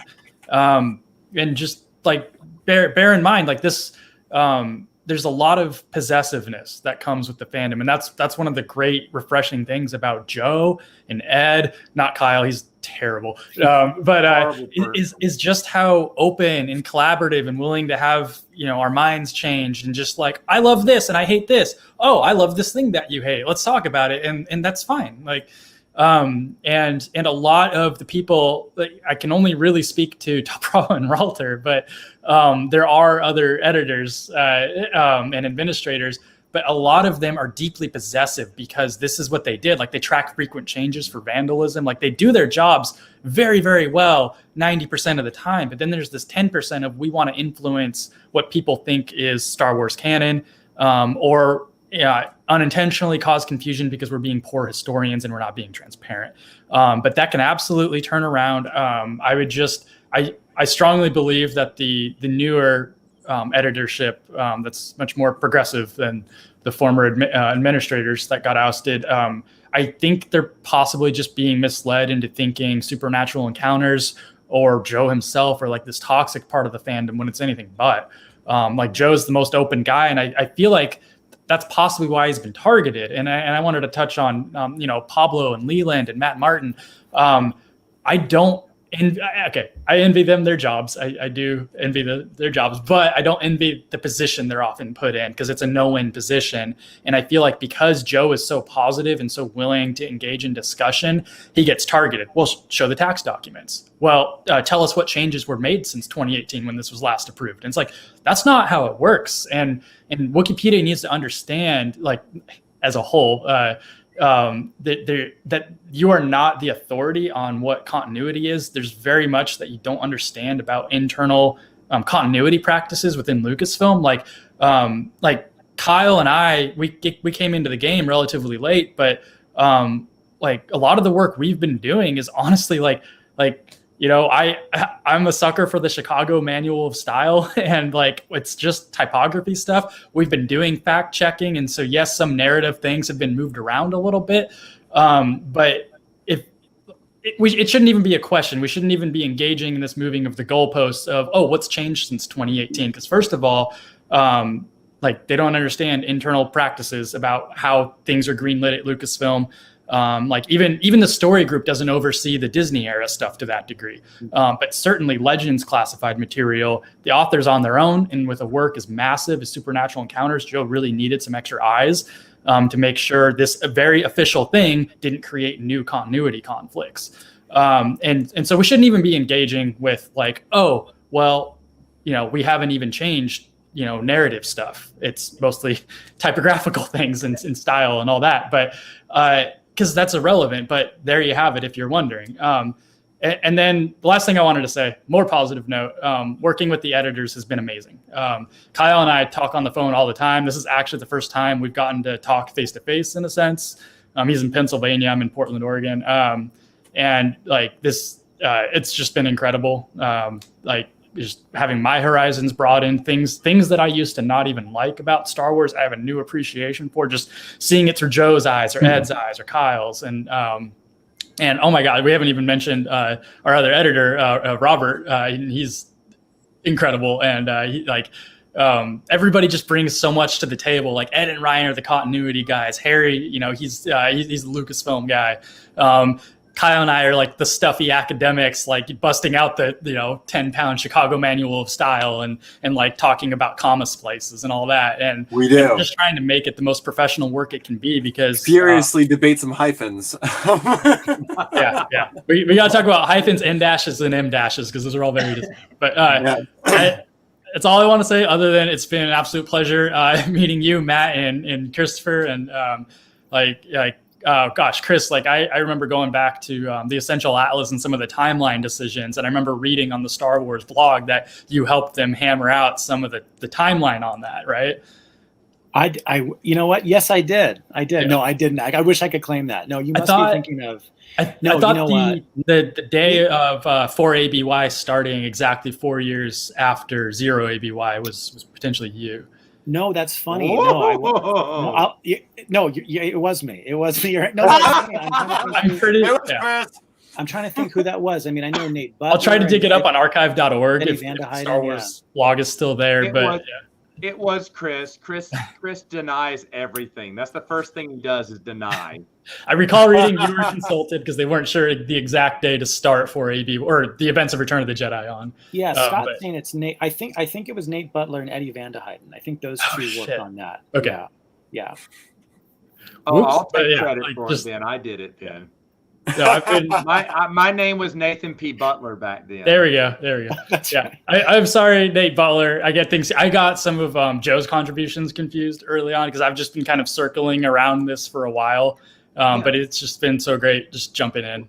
Yeah. Well, yeah, and to your point, that's why I was talking about the difference between how Joe, there's a vast contrast between how Joe takes, information, feedback, and Wikipedia. And so what you said, by personally working with Joe, you can see what kind of guy he is. This isn't a guy just how Wikipedia is kind of portraying him as a guy who's walking around and saying, you must accept this as canon now. I'm rewriting everything. He's not rewriting nothing. He's streamlining the narrative that's already in there from all these vast pieces, articles, snippets here and there, and he's combining it together just like any one of the guides would. He's not reinventing the wheel here. There's not going to be some big, thing that we never knew about the Vong before. It's just, hey, there's some connections here. There's a few connections we can make, but nothing that's going to be wild. It's not going to change Luke, Han, Mara Jade's destiny. Someone says the reason he's doing this before Legacy of the Force because he needs Mara Jade in the story. Mara Jade's not in the story. Okay. I mean, not to the effect where she's like a character, but the thing is though, it's just a streamlining of events with a bunch of connections put in there. A bunch of connections, which is what fans like us and people who check Wikipedia would absolutely love. All the answers you've been looking for are going to be in one big piece, in one big book, in one big volume. He didn't break it up into a trilogy. It's just one big fat volume. It's going to hug you. It's going to be so great. Kyle, anything else to add since you've been just chatty Cathy tonight? I know. I didn't want to interrupt because it's nice to have Pat, Chris, and yourself and Ed finally all together in the same room. No, I'm just glad that we did this tonight. I am, and I hope that we get together with the rest of the editors eventually too, because I think it gives us a chance to have a common area and a peaceful area to be able to express what's going on. So thank you, Matt and Chris, for providing that in the first place. A safe haven, if you would, to be able to dig into the facts like we are tonight. And I think that it was. I'm glad that we touched on it on the last podcast that we were all together, but this whole Wikipedia situation, Patrick and Ed are so proficient with their use in the past of Wikipedia too. So their insight was really valuable. So I hope that fans can watch the whole video before commenting on this one, maybe before starting a storm on your comment section, maybe set realistic entire video. Maybe. I will give that one guy credit who admitted he did not watch the full video. I'll give him credit. Touche. So hopefully we won't see too much of that, and it will help people along the way, because I think that especially with Ed and Pat here too, because I'm not always the most articulate person, but now it's like just to be able to get this whole thing full circle and what's been going on within our group, as public as we can allow it to be at this point, was a pretty special opportunity. And I think that fans will finally be able to walk away with something feeling a little bit more concrete. I know that there's been several questions, and I think that cohesively tonight we have all discussed and answered several questions about what's to come in the future. So again, every time that we do these chats, I think that people are taking away a little bit more hope, and that's all the more better for the fandom. Yeah, and hence the reason for a more civilized age. Chris and I discussed this a long time ago that that it's not, when I said I was not going to watch, read, or even keep up with the new canon, my buddy, my best friend, just went, "Oh, really? Okay." And we left it at that. There was none of this, "You're not a big fan if you don't do that. Well, I hate you because you suck because you're reading the new stuff, you traitor." None of us said anything like that. And so when the internet came along and told me this, Chris makes fun of me because I am sheltered from social media. But we did get you in the Discord, though, Matt. That was progress. Yeah. But he flew it and said hi, right? Like, see you guys. We did say hello, at least. I know. But people got really excited to see you. I was really blown away when I made that announcement. We were like, "Whatever, you don't." I was like, "Wait, what?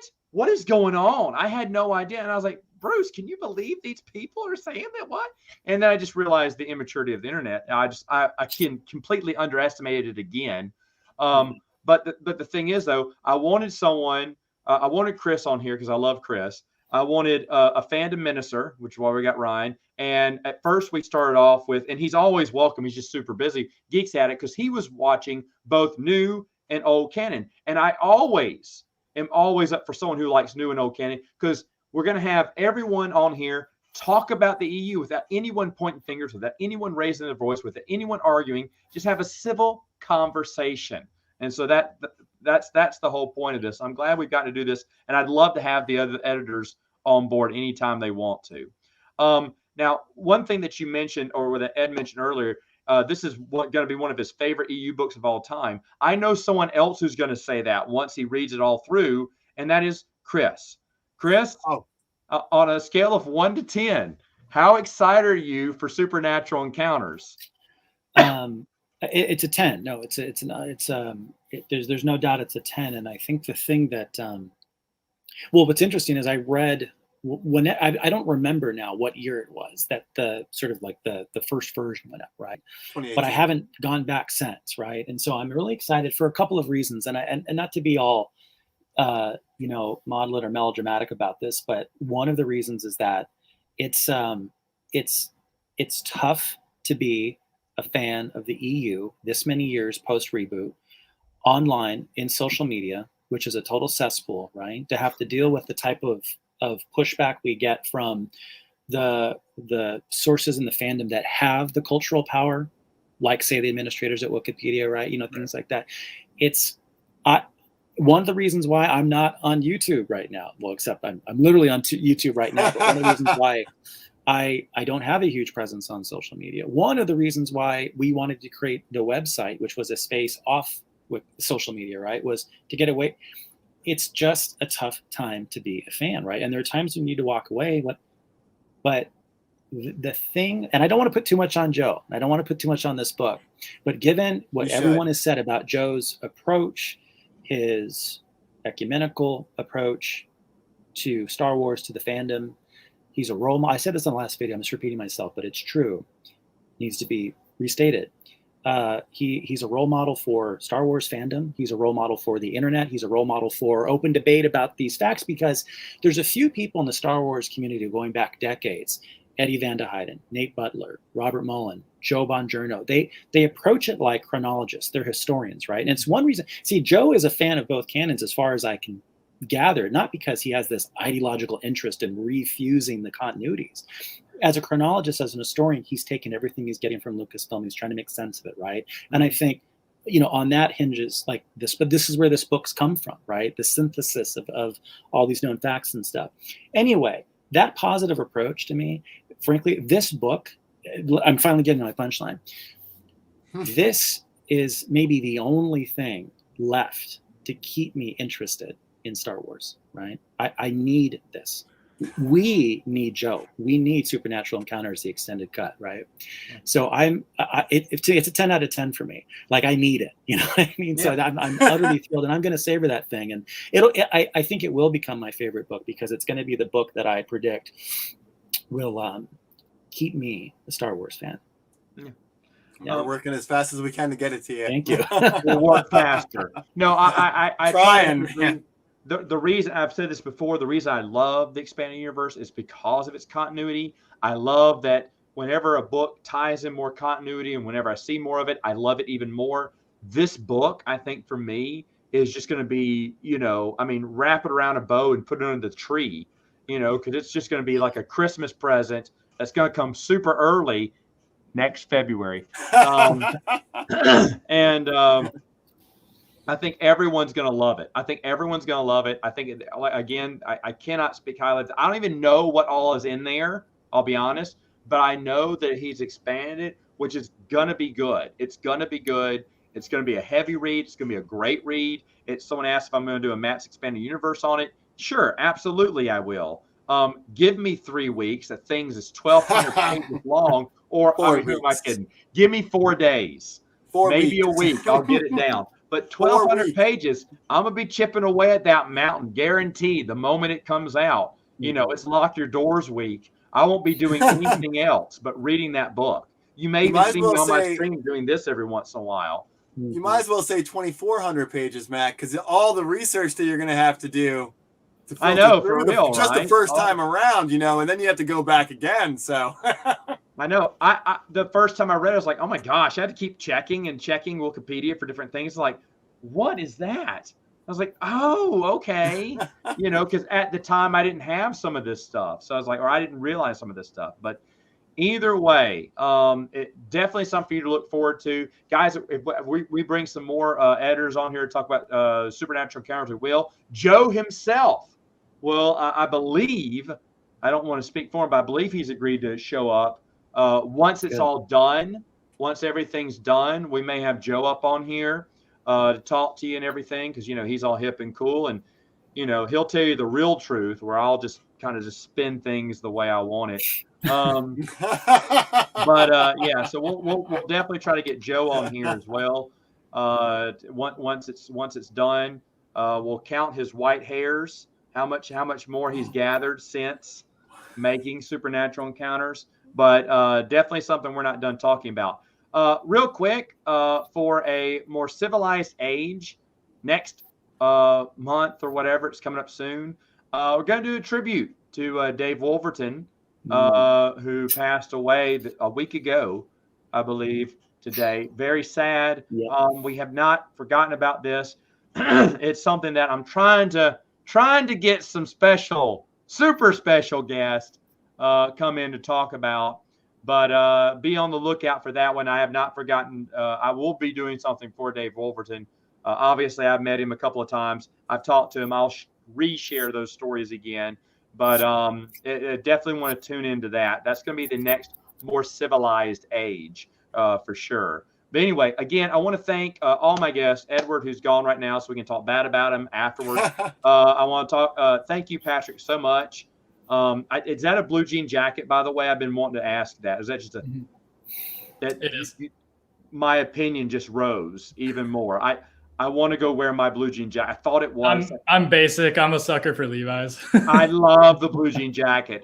Yeah. So and then Kyle, again, thanks for kind of putting this together and getting the editors in. Chris, thank you so much. I know you're extremely busy, and thank you for coming in and doing this as well.